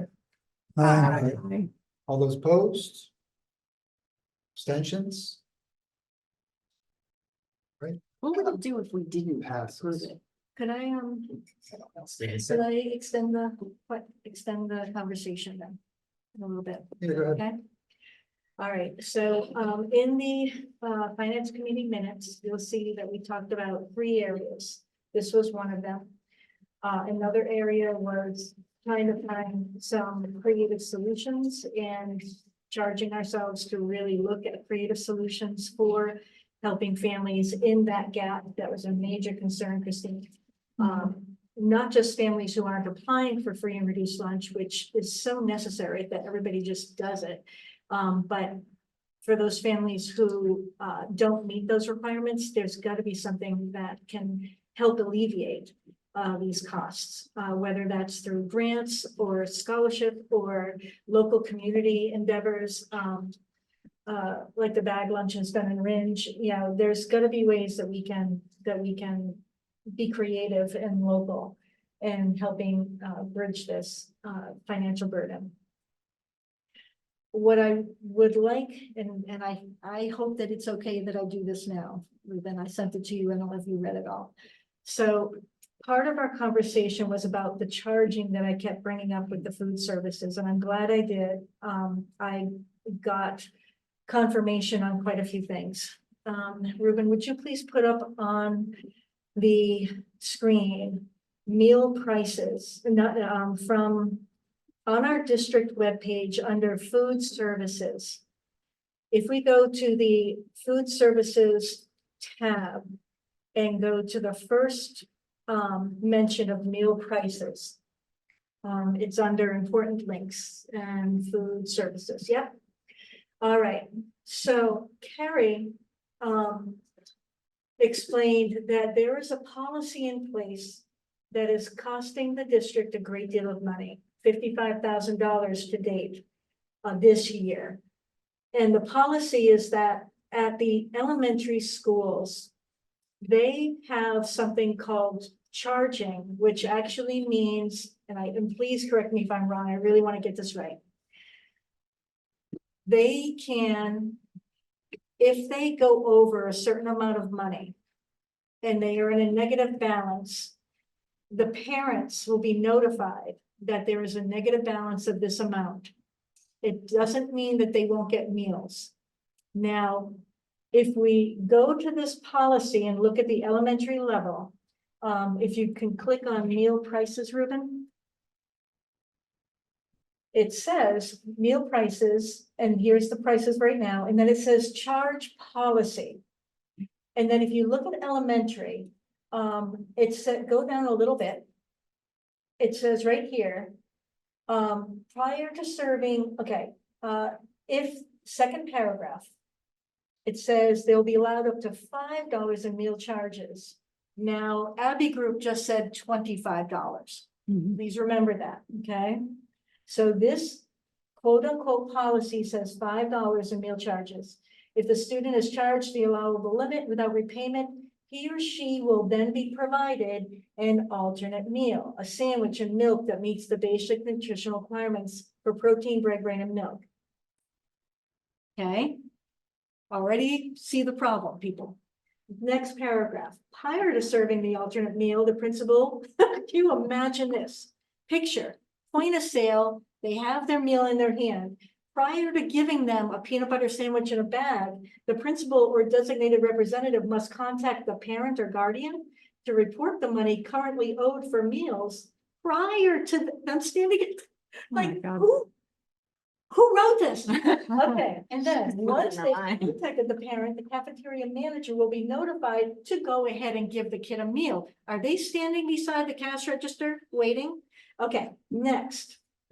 High school, middle school students will not be allowed to charge meals. Now, what that means here, according to the elementary level, is that no parent is called, no email goes out, nothing is done to let parents know that their kid is taking a meal without paying. Hence, $55,000 this year. This is what Kerry sent me when I said, where are you getting this information? This is on our website. Now, I say quote unquote policy because this is not our policy, people. Our policy is our wellness policy, which we updated in 2021, that has nothing about charging, nothing about alternate meals as far as waiting for parents to be called. If you go to the student handbooks, Jeffrey and Rin student handbooks that the board also approved last year, the handbooks say that parents will be emailed weekly. The Conant Middle High School handbook, nice new name, nice new handbook we approved, says parents will be notified weekly if their child goes in a negative balance. So my question to the board is, where did this come from? There's no provenance, there's no date, there's no policy attached to it. There's nothing, which is why I don't want to wait for the policy committee, Charlie. I would like to take action on this because this is messed up. And this is what Carrie's been going on. This is why the Abbey group here said we can't charge high school students. Yes, we can, but we can't now. And so. Because here- right there, it says they won't be charged. Right. And we don't know where this came from. This certainly does not reflect anything in our current wellness policy, which is where our food services information is. So I would like to make a proposal. Because this isn't a policy, people. So I would like as a board to make a proposal that this be eliminated and updated next, come the next season, when we do our handbooks and when we do everything. This page be taken off of this meal price site, this entire charge policy notification. I'd rather it say what's currently in our actual policy. And I would like to do a couple of things. I would like to, so that's A, remove this, people. That's what I want. Second, I would like to forgive all fees for those people that they said they keep track of. That there might be somebody who's never had a meal plan in our district ever, but they've gotten a meal every day. Okay, they have record of that. I would like two things to happen. Because of this, in my opinion, grievous error, parents might be waiting for an email saying, my kid's not hungry, like why, you know, my kid's been getting a bag lunch, but getting this every day. Okay, there might be parents waiting for this email promised them in the handbook. I would like to forgive all fees, all fines that were accrued this year through the end of the school year. With the caveat that a letter goes home to those parents in print saying, this was the policy, this was the, I don't want to call it a policy. I'm like, I would say that this is labeled policy because so that this was in our website, this was an error, and we are forgiving these fines to the total amount of this much money. Next year, this is going to be the process. As with the elementary schools, the middle high school is going to be notified weekly, as is in our handbook, of negative overdue balances. Now, will we get to keep 55,000 next year? Of course not. There's still clearly, there's no way to change the point of sale system legally. Clearly, kids are still going to take meals. And clearly, Abbey Group is not going to offer a paper bag sandwich. So that has to go. Because they're going to do a standard meal. This whole alternate meal is very strange. Like that should not be called an alternate meal. We had no alternate meals. Well, it was eliminated by legislation at some point. Yeah, so it shouldn't be called that anymore because it's not an alternate. It's a negative balance meal is what it is. So those are my proposals. I don't know if you guys will agree to them or not, but I was horrified to see that this was what Carrie was going by. So they're contradicting each other. This, whatever it says, charge policy is not our policy. They're contradicting each other. Yeah, and they're So- not like that. And how weird is it that they're following the high school no charge policy, but they're not following the calling parents? So is this Well, a they situation might where, not actually be contradicting each other because if they don't charge, they don't go negative, and so That's that right. people aren't getting notified of the That's right. negative balances. But Yeah, you so don't know, you don't know. So then take this one out and paste the actual policy here. Yeah. The part of the wellness policy that deals with food service. Because the wellness policy deals with a lot of pieces, but we updated it recently and I looked at it, I don't think it needs to change. It looks good. I mean, it doesn't say we're gonna call parents if it says there is a process. And the fact that we're doing for the elementary school something completely different from the middle high school really bothers me. Huge inequity. Well, it does seem a little like flip-flopped anyway. Huge. Why wouldn't you hold the high schoolers more accountable than the grade schoolers? Right? That's the only piece that I was like, why would we This hold is the little really ones messed so up. accountable, but not the older ones? So Lisa, how do you propose we? There's handle this? nothing What do we you can think do we this should year, do, right? except I am charging somebody, I would like to charge somebody to send a letter home. To each of the individuals who has a negative balance that is still documented somehow, even though we're not supposed to have negative balances. Somebody has this sheet of this child has this much money that they've spent in lunches. I would like it forgiven. The district has already paid for it. Okay, first of all, you guys, I don't know if you guys all know that. So the district has paid this $55,000 and continues to pay that as far as, those, so we are always in good with we're not going to charge the food company.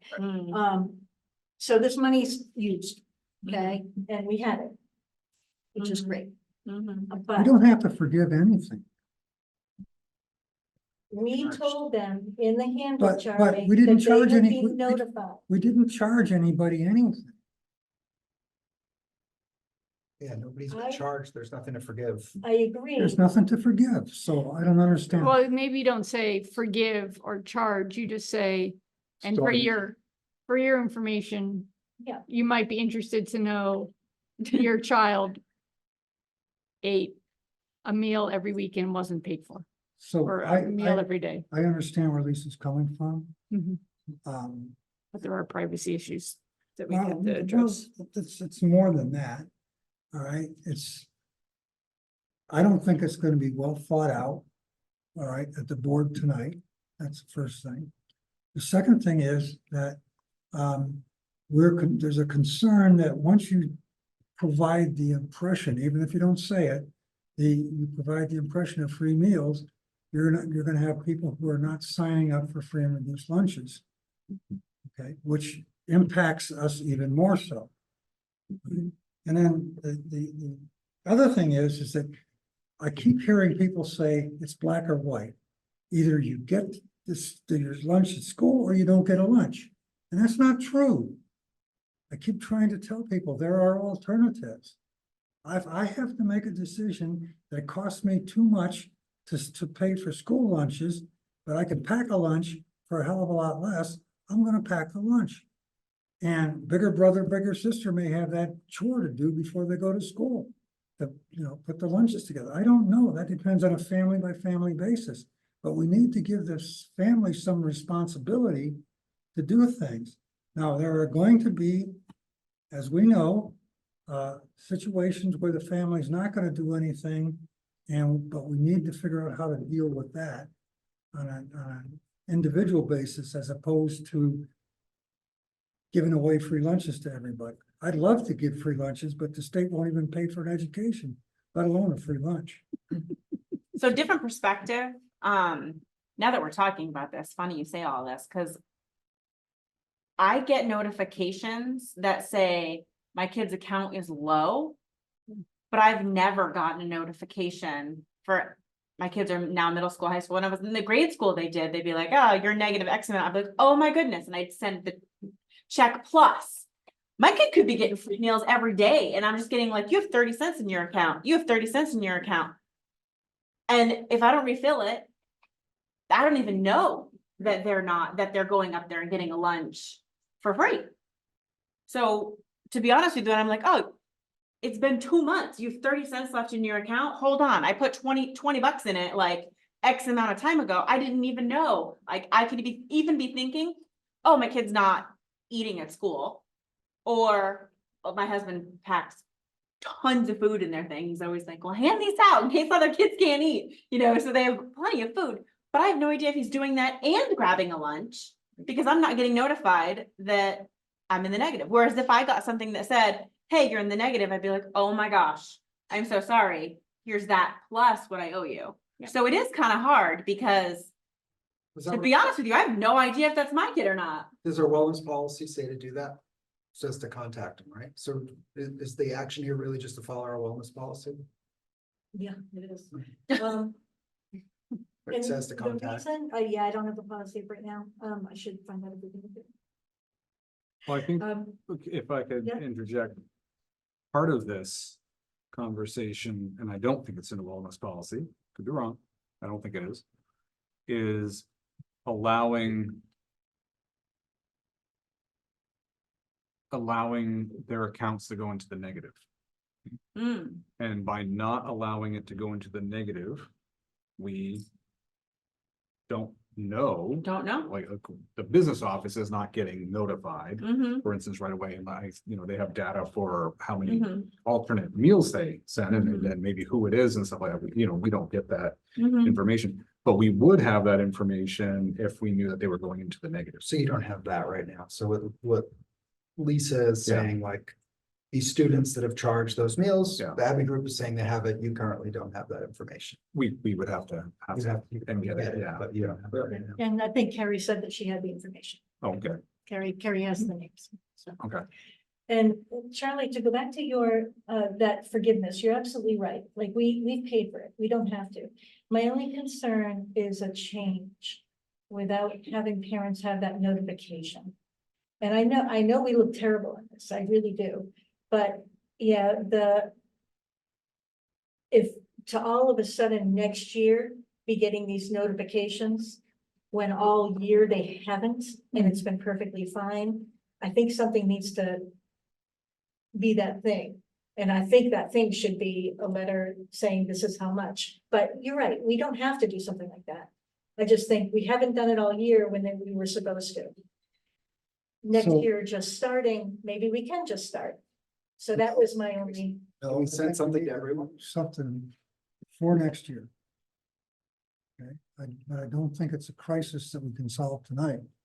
That's the only thing I'm trying to put forward, is that we need to take and put it. When we look at a policy, and then how are we gonna implement that? And what is the process for doing that? I think we should have a committee look at that and come back with some recommendations. And have them do the legwork and get the experts in and, do whatever needs to be done to come up with a good recommendation for the board. I'd gladly work on that, but just, And I we think need we have to make do sure that- something before next year, though, that's for sure, absolutely. I think we need to make sure that Carrie also is alerted to this, she and then we has, get input back from. her. so, yep, she is, I emailed this before. Okay, but we need to get her input back because maybe she knows where it came from. Or maybe she doesn't, if that's the case. Well, Ruben's repeating what she said, which is basically that we can't go in the negative. If we could go in the negative, we would be able to tell. No, but we're using this document to justify not going in the negative. I know, that's what we're saying is, Okay. And this document was developed and probably is policy in school board minutes a long time ago. And we've kept it that way. It's like if we don't adjust the purchasing guidelines, it would stay that way. So I'm sure that it's one that we have not and reviewed for a long time, but not a school board policy. the school board creates policy, it Mhm. doesn't create administrative procedures. Right. And administration may have determined that's the way to do things, so. I'd like to just mention, because I've already mentioned the free lunch issue a couple of times, but $55,000 is, I think it's 0.17% of our district budget.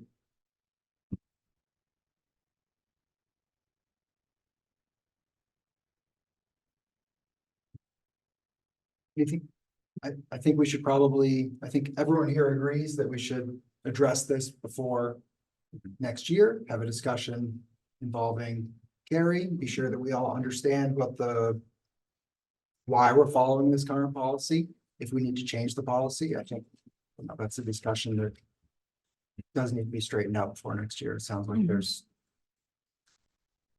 some alignment required here, for sure. Thanks for bringing that forward, Thank you Lisa. for your guidance. Yeah, is it all right if we move on to policy discussion? JICJ cell phone policy, Lisa? Yes, this policy. Back, I don't know, a bunch of tabs up.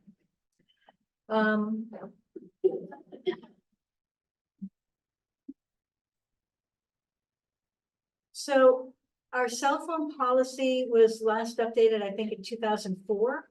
And includes things like BlackBerries. So this is an updated policy that the committee agrees gives us more current information. What is important to note is the difference in high school and elementary use.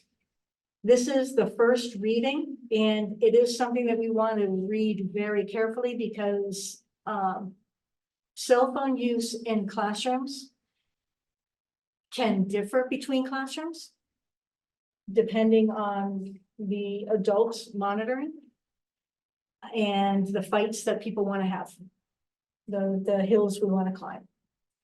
And yet it would be irresponsible of us to simply have a highly unreasonably restrictive policy, even at an elementary level, because of the sheer number of small kids who have cell phones and the way parents contact kids and our society of constant contact. So my request is that we keep this and we read this carefully and take notes on it, and that all administration be encouraged to please read it and come back to us. We do not have to have this for a second reading next meeting. This is a big policy that I really wanted brought before the admin. And the board. This is something that we really need to take seriously. Seems like it's little, like there's small paragraphs. But please do read them carefully, take notes, see where the board would like to have this direction go. See if that aligns with where admin wanted to go. I'm hoping to get admin feedback, if not for the next meeting, then so. Certainly before the handbooks go out next. Huh? Yeah, and I think that's true about both policies that are on there tonight, because I've sent them out to people for feedback already. I do have some, but not extensive. Certainly, I think that, well, more literature is being written about cell-free schools, and the dangers of not having that. So there's a lot of things to, weigh in there. Cell-free doesn't mean yeah, we have kids who, because of either medical reasons or other types of auditory reasons or visual reasons, whatever, need devices with them. These things are actually within their, like you said, in their plans.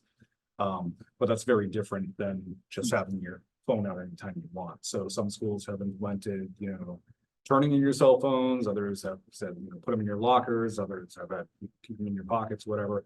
Others are, depends on how the teacher is going to utilize it for educational purposes. So it is a good discussion to have to see kind of what our school and community are interested in going forward with.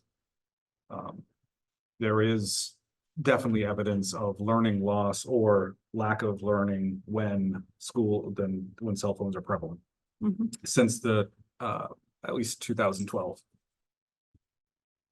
I'm wondering if, I don't The know. smartphone changed it. Yeah, I don't know if it would be a possibility too, because this is such a huge thing and such a fight constantly, like you said, do they fight this? Do they not? The teachers and the students and stuff, where it could be laminated and put on the wall, like not just in the handbooks, but like have these readily out where it's not an argument. Teachers are like, I'm not arguing with you. It's right here. Like, here it is. It's black and white. This is what it says. We don't have to fight about it because you can go talk to somebody else about this, but we don't have to fight about this. This is what it says, this is what we have to do. And to have it in front of the students' faces where it's like, just go read it. That's literally what it says. It takes away the fight. So that teachers aren't like, no, in here you can't. Cause that's what you'll hear, you know, there'll always be the teachers or the subs or whoever who is like, well, okay, you know, you can use it for this. Take away the fight. And then if there's a sub in there who doesn't happen to look at the policy, you're always gonna have that one kid in there that's like, it's right there. So you take away the fight. You just make it put it to what it is. It would be kind of cool. I could see classrooms, I've heard of classrooms having baskets where the kids come in and put their cell phones in there. Wouldn't it be cool to have wireless chargers instead? Yeah. And have a tray of wireless chargers that kids can put their phones on there, like, do good with it. Yeah. I should let you know that the reason this policy looks a little different than some of our others that doesn't have a real provenance to it, is because the New Hampshire School Board Association doesn't have an updated policy themselves. This particular policy came from Oyster River that just updated theirs a few months ago. So I looked at different districts, and this one, Oyster River, is often one that we go to for some really quality reviewed updates. So that's what this is based on, their policy. So, okay. And I was really hoping the education committee could also chime in on this one. So I would recommend that we not bring it back in 2 weeks, that maybe we bring it back in 1st of July or something, sometime before the handbooks go out, but sometime when we can really have a deep dive. And I would also, if that was possible, let's even see if this could become a parent involvement thing, like put a notification out on Facebook, blast it. Today, we're gonna be talking about this policy. We'd love student input. We'd love parent input. Yeah, I think that's a key part. It's one comment I was gonna make. I was curious about what. I'm sure there's a variety of parent opinion on this. And we should consider that. It'd be great to I have mean, student it'd input. be at least a no, right? Yep. What the opinion is. I think ultimately, what's best for learning is what we need to decide, but to be as inclusive as possible on something like this. Right, but we need student buy-in to learn. I mean, students, if they're living in anger, that's a huge barrier. Yeah, just as long as we allow flexibility, if there are teachers who find an educational use for these things and want the ability to do that. You know, if it's a. Yeah. Exactly. From an SEL viewpoint, our anxiety-ridden kids is off the chart, and adults, truthfully. And phones is a massive anxiety reliever. It is. So this say is reliever? an interesting reliever. Having a cell phone is far more. Yeah, it's something that's comforting. It's something they have a personal connection to. This is a big topic, like it really, so yeah, as much input as we can get prior to the handbook would be And I lovely. would point out the other data that's out there that since the rise of the smartphone, depression, anxiety amongst teenagers, especially before 16, has gone through the roof, as has the concern about teen suicide as a result of having Bullying, this all the time. So while it is an anxiety reliever because it has I think it created an plays addiction both that's sides. taken place when you're addicted Mm. to something at a young age, which you can be addicted to social media, phone, etc. Not having it for a while can be very difficult. all right, next. Let's talk about artificial intelligence, people. Oh, boy. I know, I'm a big on a one. roll Yeah. tonight. I read this and went, oh, she was excited. When she's like, this is right up the librarian's aisle. This is like. All right, great. Lisa, let's have Yeah. the 20-word version of this. All right, I I'm like, would "Twenty is a nine." like to have our academic honesty and integrity policy updated to reflect a wonderfully written New Hampshire School Board Association recommended policy, actually, I think it's an optional, but I'm gonna say it's recommended. That, they made these changes in September to include artificial intelligence tools to, open it up so that districts didn't, had more options, basically. This is, AI, and when they're talking about AI, they're specifically talking about generative AI. We've been using descriptive AI as in Google Maps and Alexa and all that, for years now. And generative AI is something that we have to deal with, but not just at a level of protecting, our tests from cheating and our essays from being written by a computer. There are, so many tools that will free up our teachers, free up our staff, and really, help our work get more creative. So it's a double-edged sword, as always, and, this policy, I'm gonna ask all of you, and I think the admin had it for a while, to look over, see what changes we want to make to it, see if this is where we want to go. Many districts have opened up, generative AI to some extent in their districts so that teachers can test it, teachers can work with it. I don't know, is that the case here? Is it opened up at this point in this district so that, it can be experimented with? There has been some work with generative AI. Great.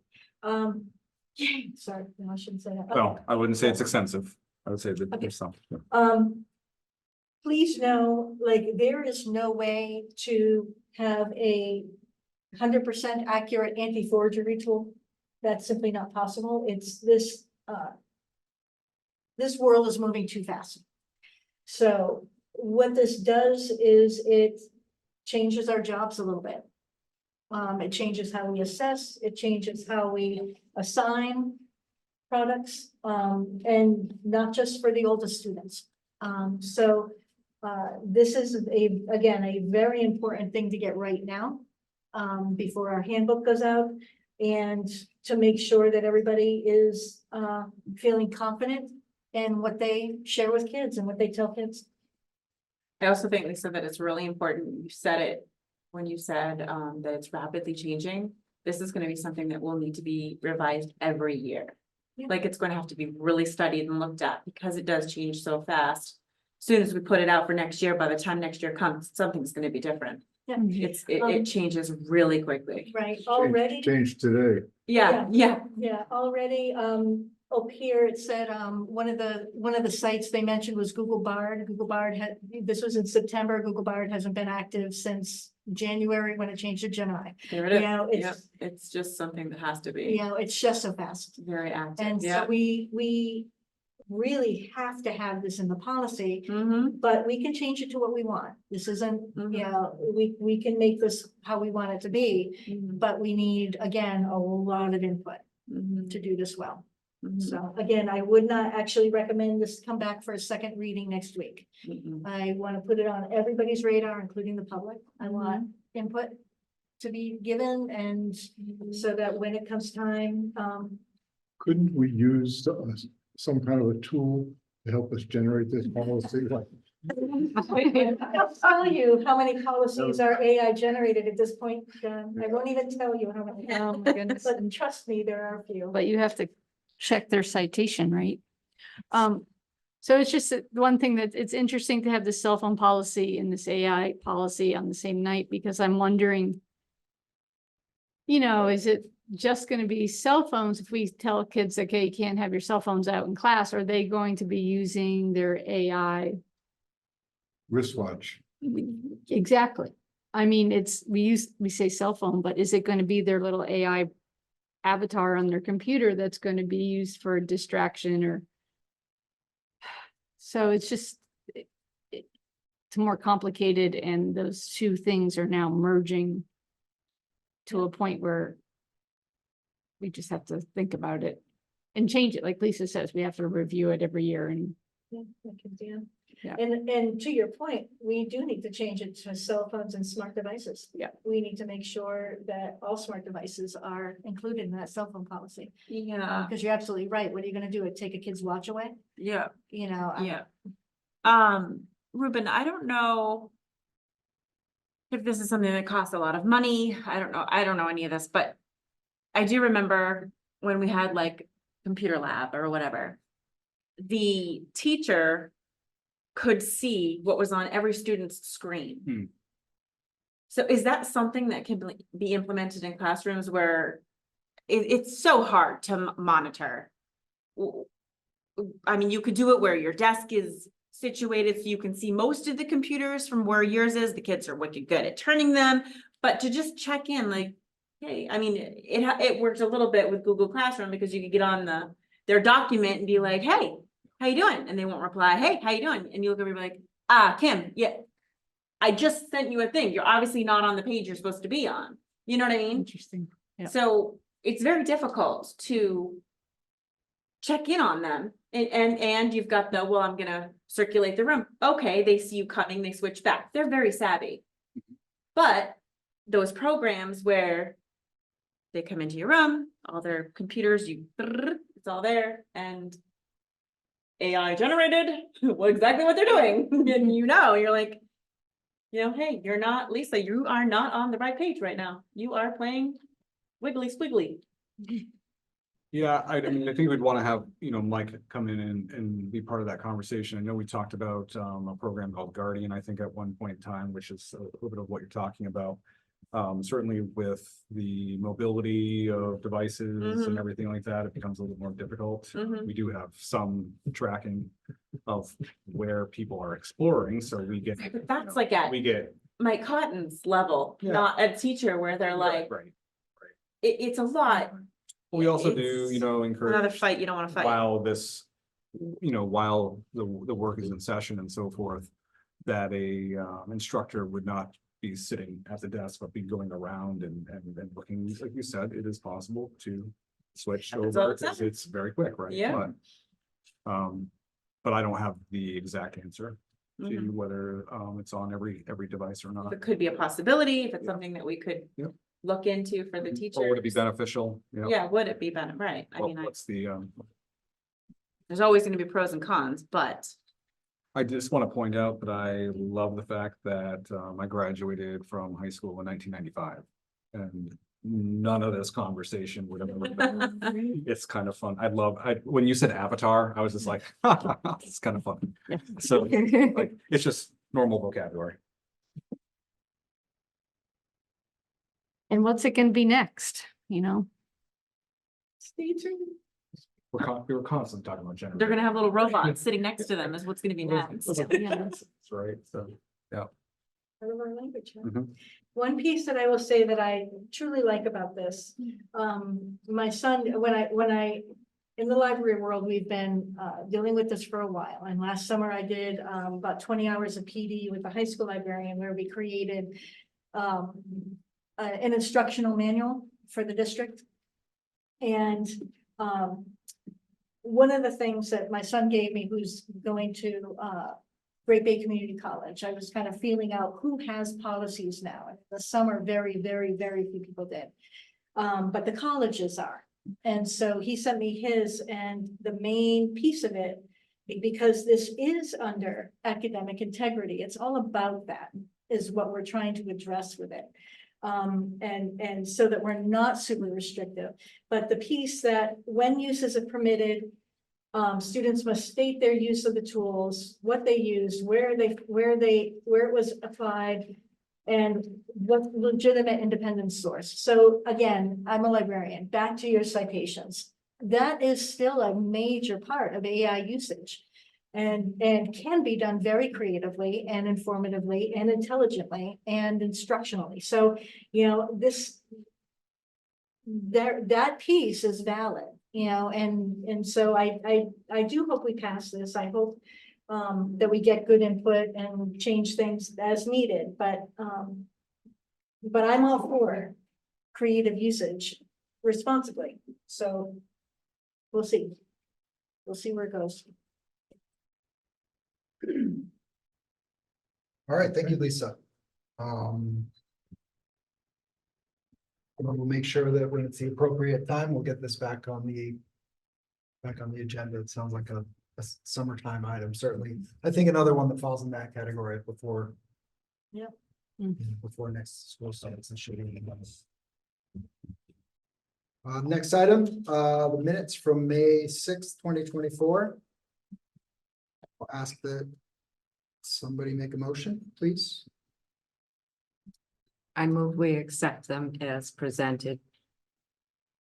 Thank you, Sandy. Can I get a second? I'll second. Me down here. Christine? Any discussion? All those in favor of approving the school board minutes from May 6th, 2024, please indicate by saying aye. Aye. All those opposed, abstentions?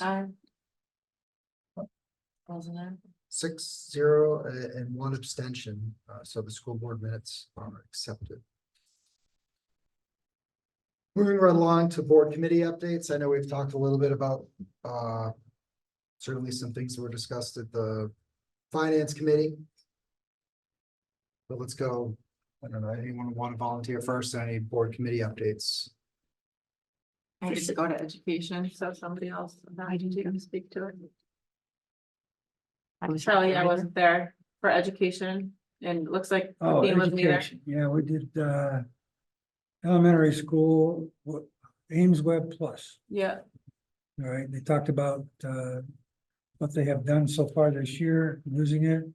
They didn't have any results. Hopefully next time around, they'll have results and they'll show sure. what Okay. progress was made. But they went into all the features and all of the things that were useful and all of the things that they thought would be beneficial, more so than what we're using today. We use Ames Web today, but this Ames Web Plus gives them some additional features and abilities that Sure. provide feedback to students. All right. All right, thanks, Charlie. John, was there a facilities committee meeting today? Yes, there was a facilities committee meeting. We did spend, we talked about a lot of different things.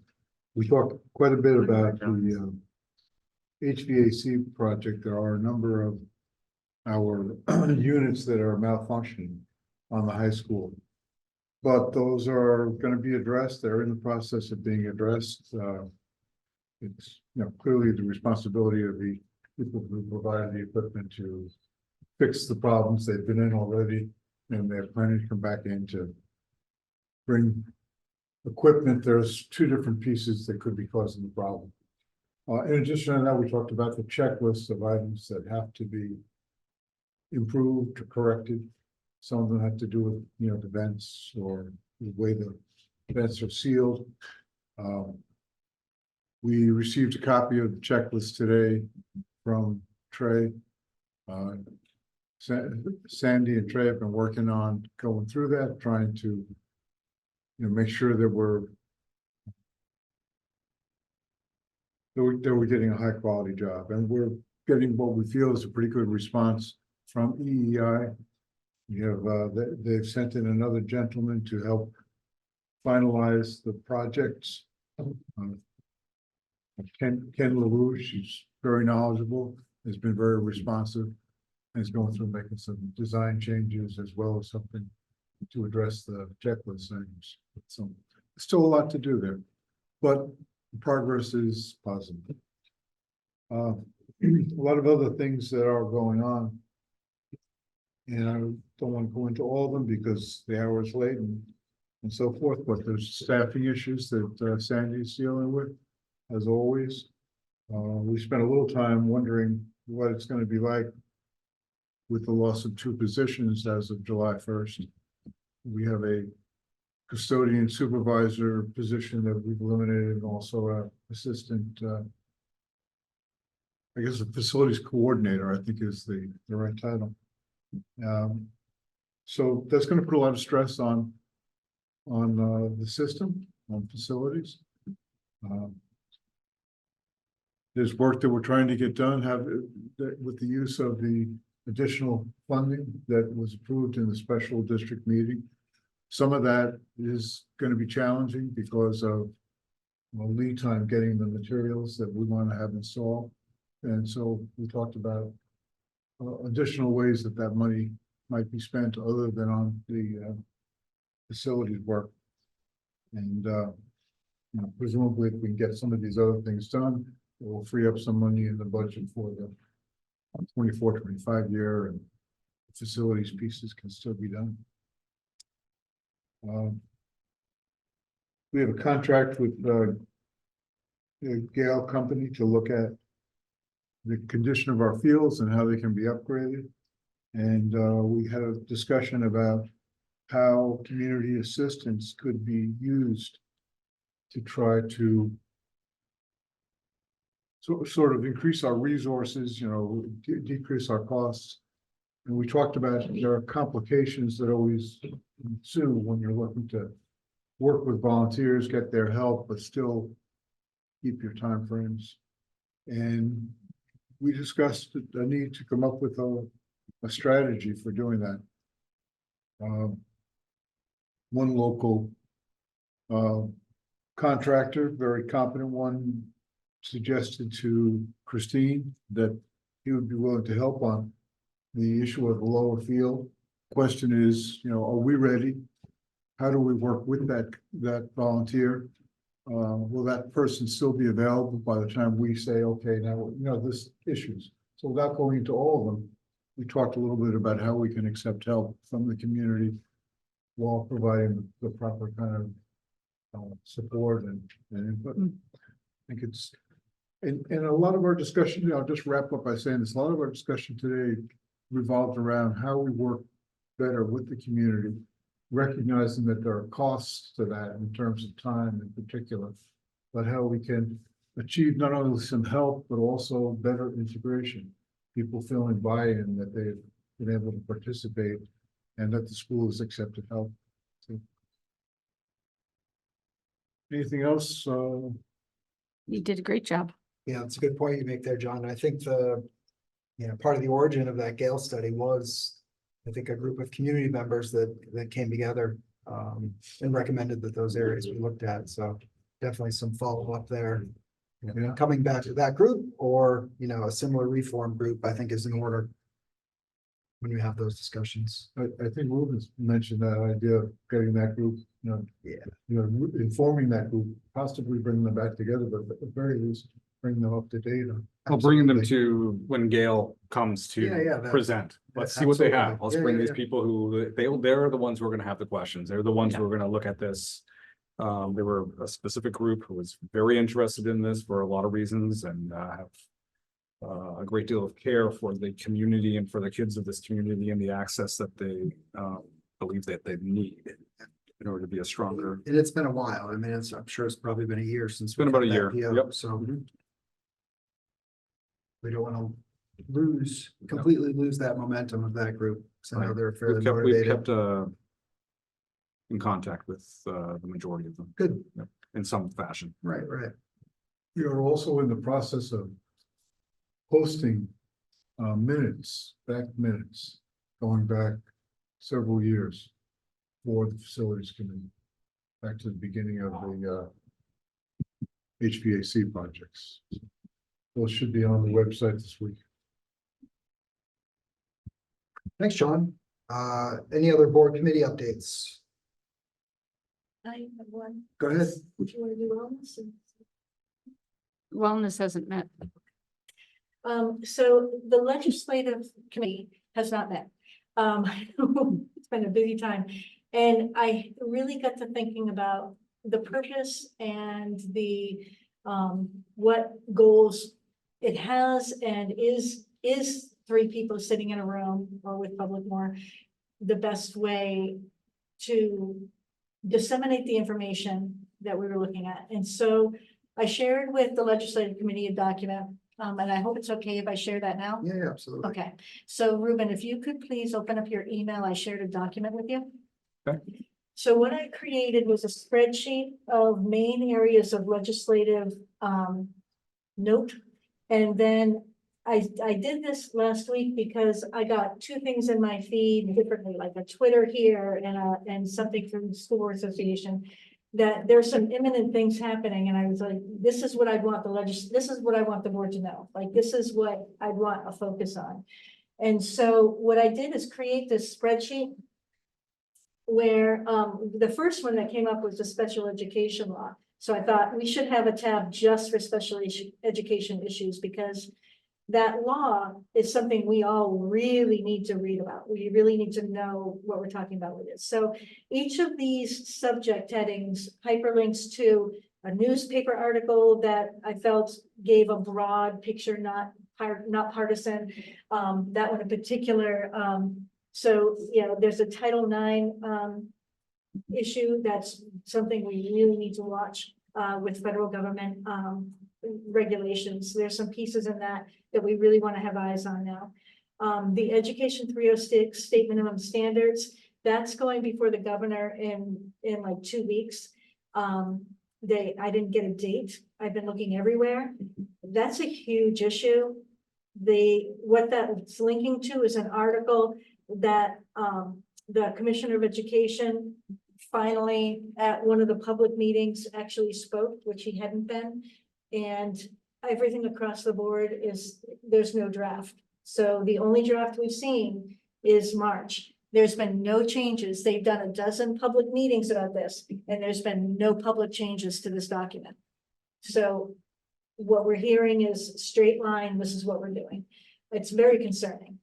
So what I did is I simply put in federal, state, Department of Education, New Hampshire School Board Association as their current resolutions, and the spring policy updates is what our policy committee is going to be looking at next time. And they do those in the spring and the fall. So I just put this here. I didn't know if this is how I look at things. Like, I look at things in spreadsheets.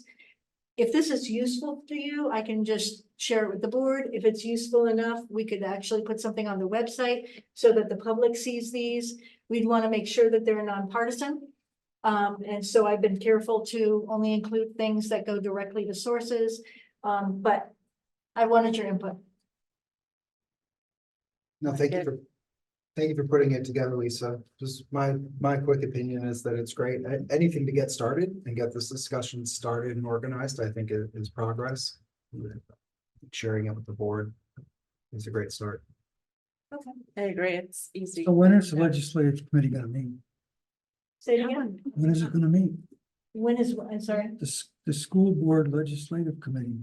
I'm not sure yet. Not before graduation. Oh, I thought possibly tomorrow. I don't have that down, did I? No, I didn't. have a Nope, record you of that, don't. No. Yeah, I didn't have a record of that. So we don't have a meeting time. Well, the reason I ask is because there are some, rather than looking at the broad spectrum of major changes going on with the legislature and so forth, there are some local things that we need to do, and we need to expedite those things. And John has a list of people to contact and things to do to get involvement of our local representatives and around things like CTE. And those things need to move forward.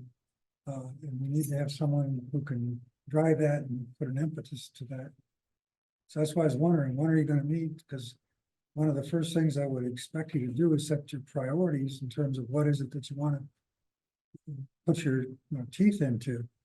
And from my perspective, I would just be looking for a brief summary of what our position is on these different things, and then I'd sign on and say, okay, if you need something from the school board of this school district, I'll sign up for that. So.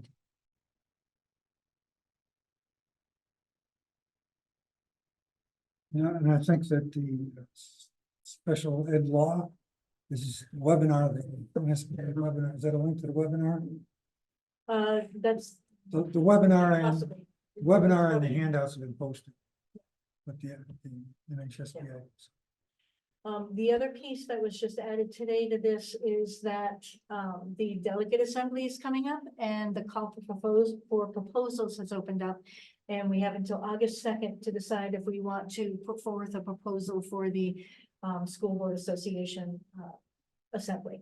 So that's something that we kind of missed last year and we want to just have an eye on. So this website, the School Board Association website, if you go down, it gives what the proposals currently are, so you can see. So if anybody has proposals that they would like for a broad New Hampshire school board thing, many districts put forward a couple.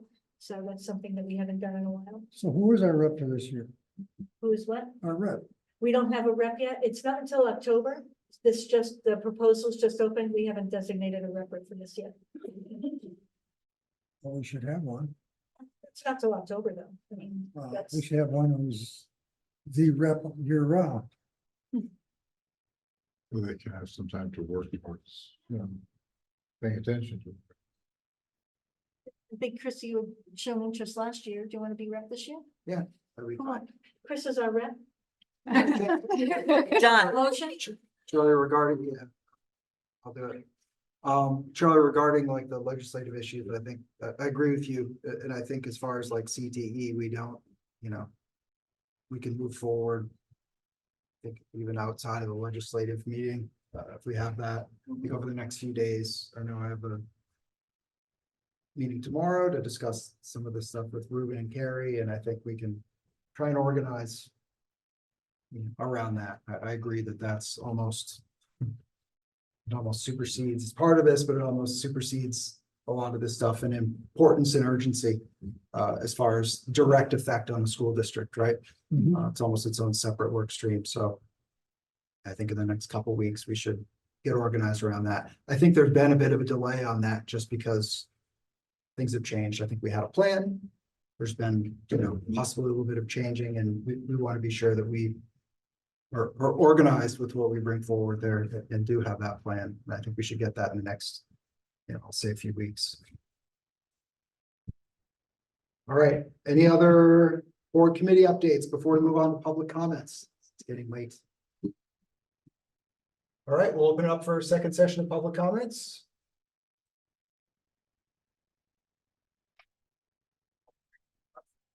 All right, we're wearing them down. Board matters. I don't know if this is something that I bring up right this second, but, or whatever, but like today, so I think I've seen the action items be moved.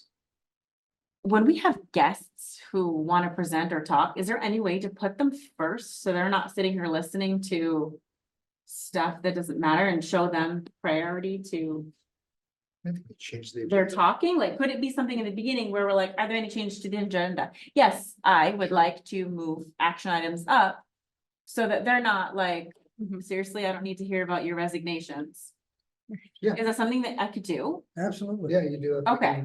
Cause I was sitting here and I was like, oh no, this is so uncomfortable. They don't want to listen to all this stuff. We do that whenever there's a hot button and we got a bunch of people here. People, right, so I should have done that, and I apologize, I definitely should, I was just like, oh my gosh, this is weird, what do I do? So that would be, okay, thank you, so in the beginning, if there's people here, we can move the action items. Yeah. Perfect, thank you. I want to talk about the award dinner, Oh, yeah. right? Because it is the day after graduation Oh, yeah, and I will not attend. I will not attend. I also want to make a comment, if anybody could put this in someone's ear, we should be well beyond the point of defining the attire for an event by what goes around a man's neck. Calling something a black tie event is incorrect. It is formal attire. Right?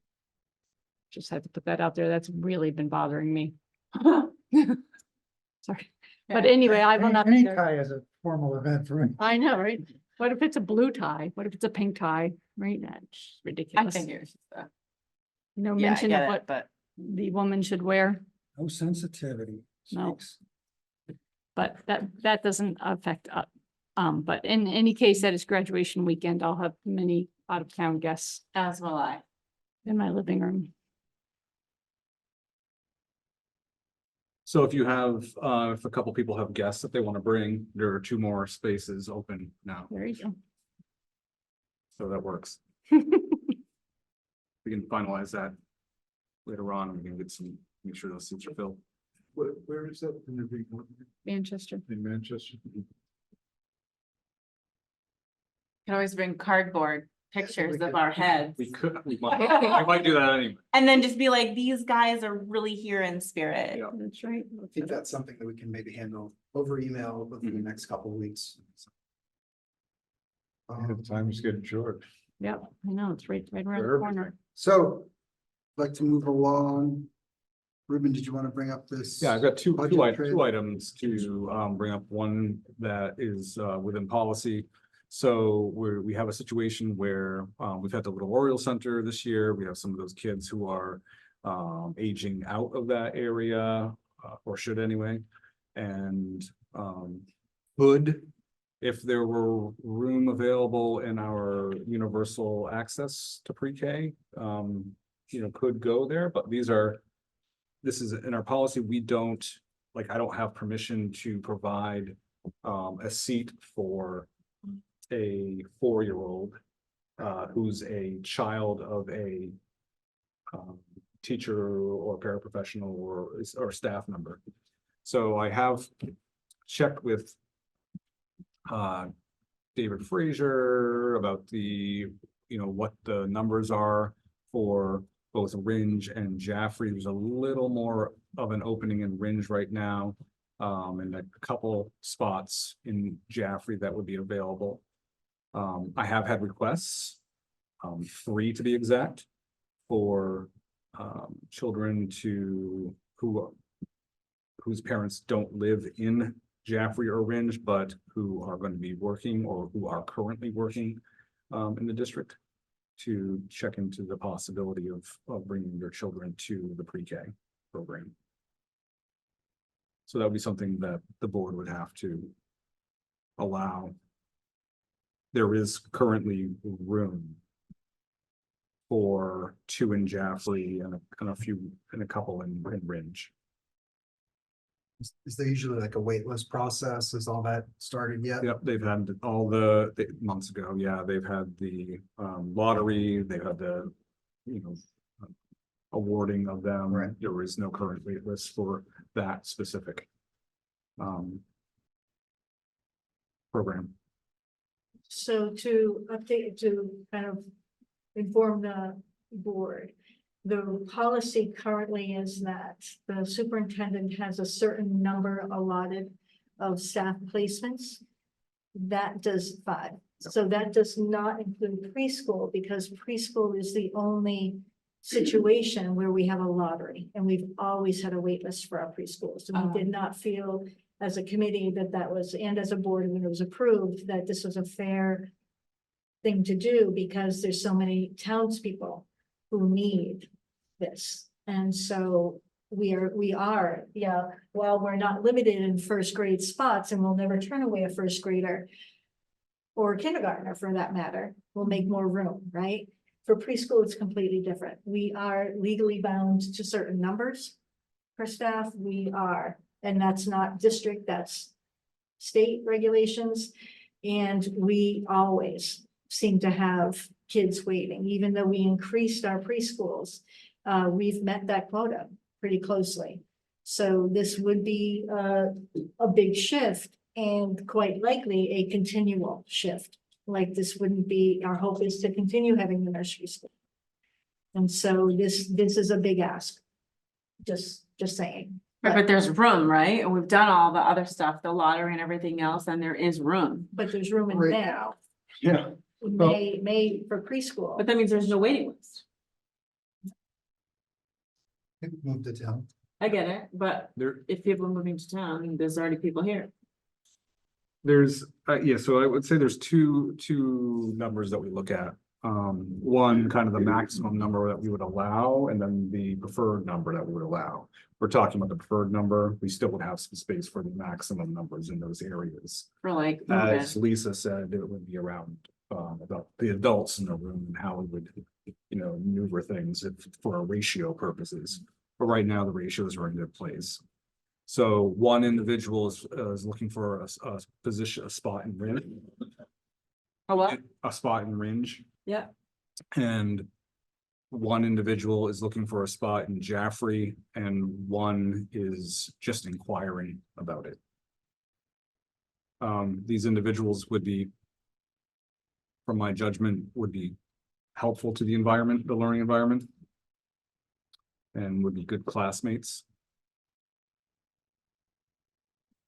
And Lisa, is this, now I'm familiar with the practice, I guess, I wasn't sure, I haven't read that policy, read the policy of allowing the children, staff members, of certain number, is that in a policy?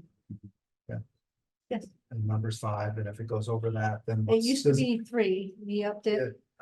Does the policy say 5 now, or what does it say if it goes higher than that? I mean, shouldn't it be? It has to come before the board. Right. So any changes to that, so the superintendent can just go ahead and say yes. Up to 5, after 5, then it comes before the board, and I can't imagine saying no, it's just we needed to have some sort of way of accounting for, because it costs money for every kid that comes, right? And so that, it seems a very good faith to, we want to get great for retention to say, bring your kids. It's great for retention.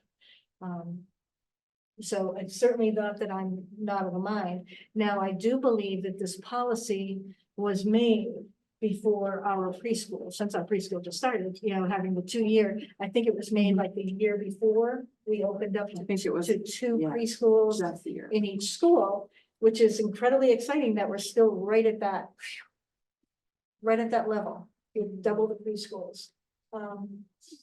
So, it's not that, if our policy committee is going to be meeting the first Thursday of June.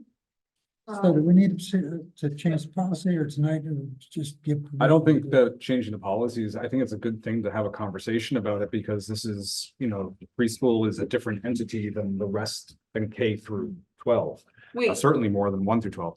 I would ask if the board, I would recommend that at least for these 3 individuals,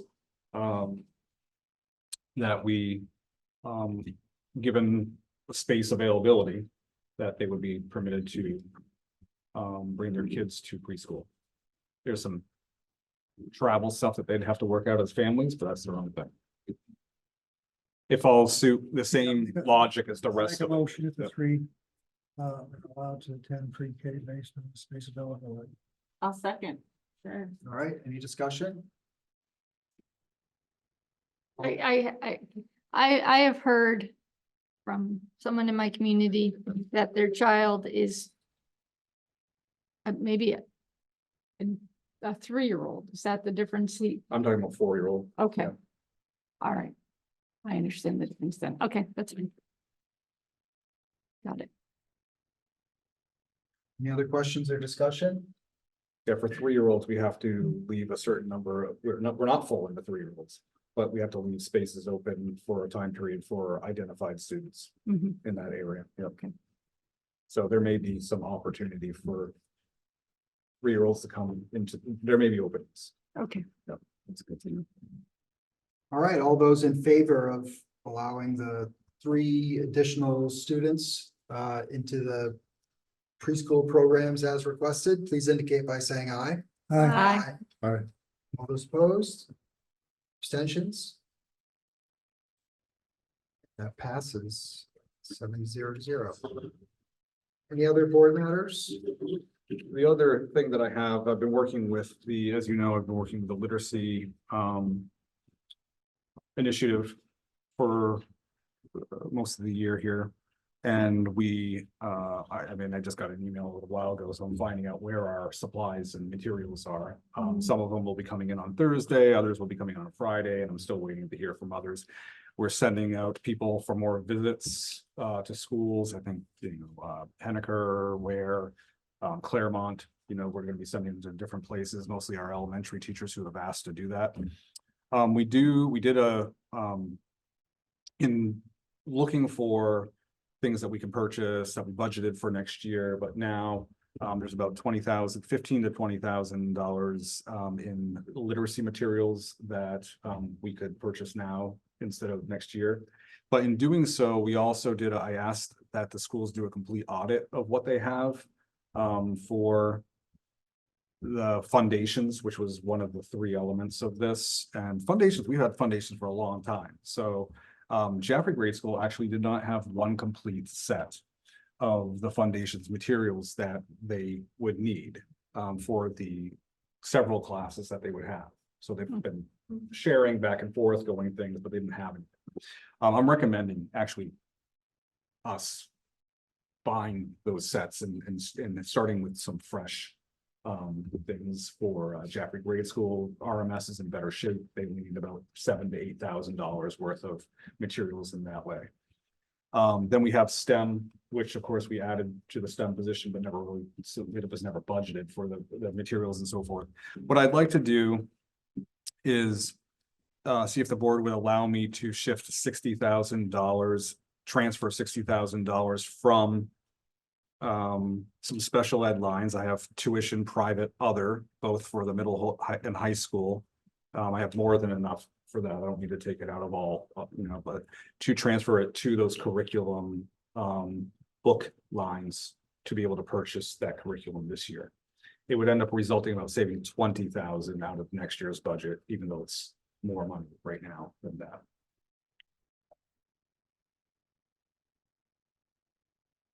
Terry wasn't here today and I didn't have anyone to be able to do the transfer form, so I would have had them done, but I do have Jen in contact. I got Jen to give me the budget numbers that they would come from.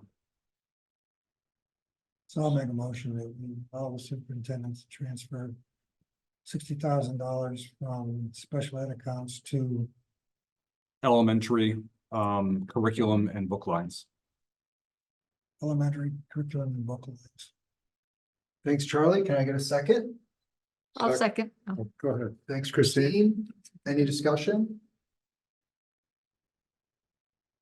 All those in favor of transferring the $60,000 into the line items for the curriculum as discussed, please indicate by saying aye. Aye. Aye. All those opposed? Abstentions? That passes 7-0 to 0.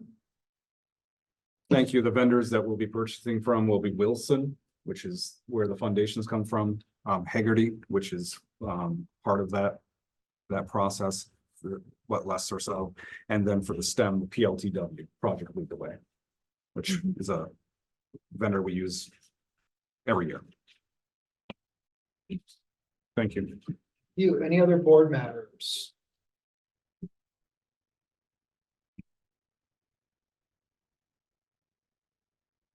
Any?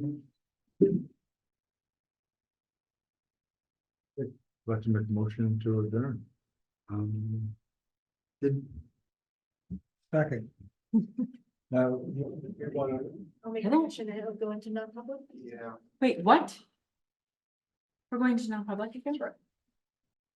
Yes, we need to. go into Why did they non-public. put it- Huh? We need to go into non-public, we have to discuss the item that. Yeah. Chris This shared is a with us over the personnel. weekend. Okay. All right. So, heard a motion, can I get a second?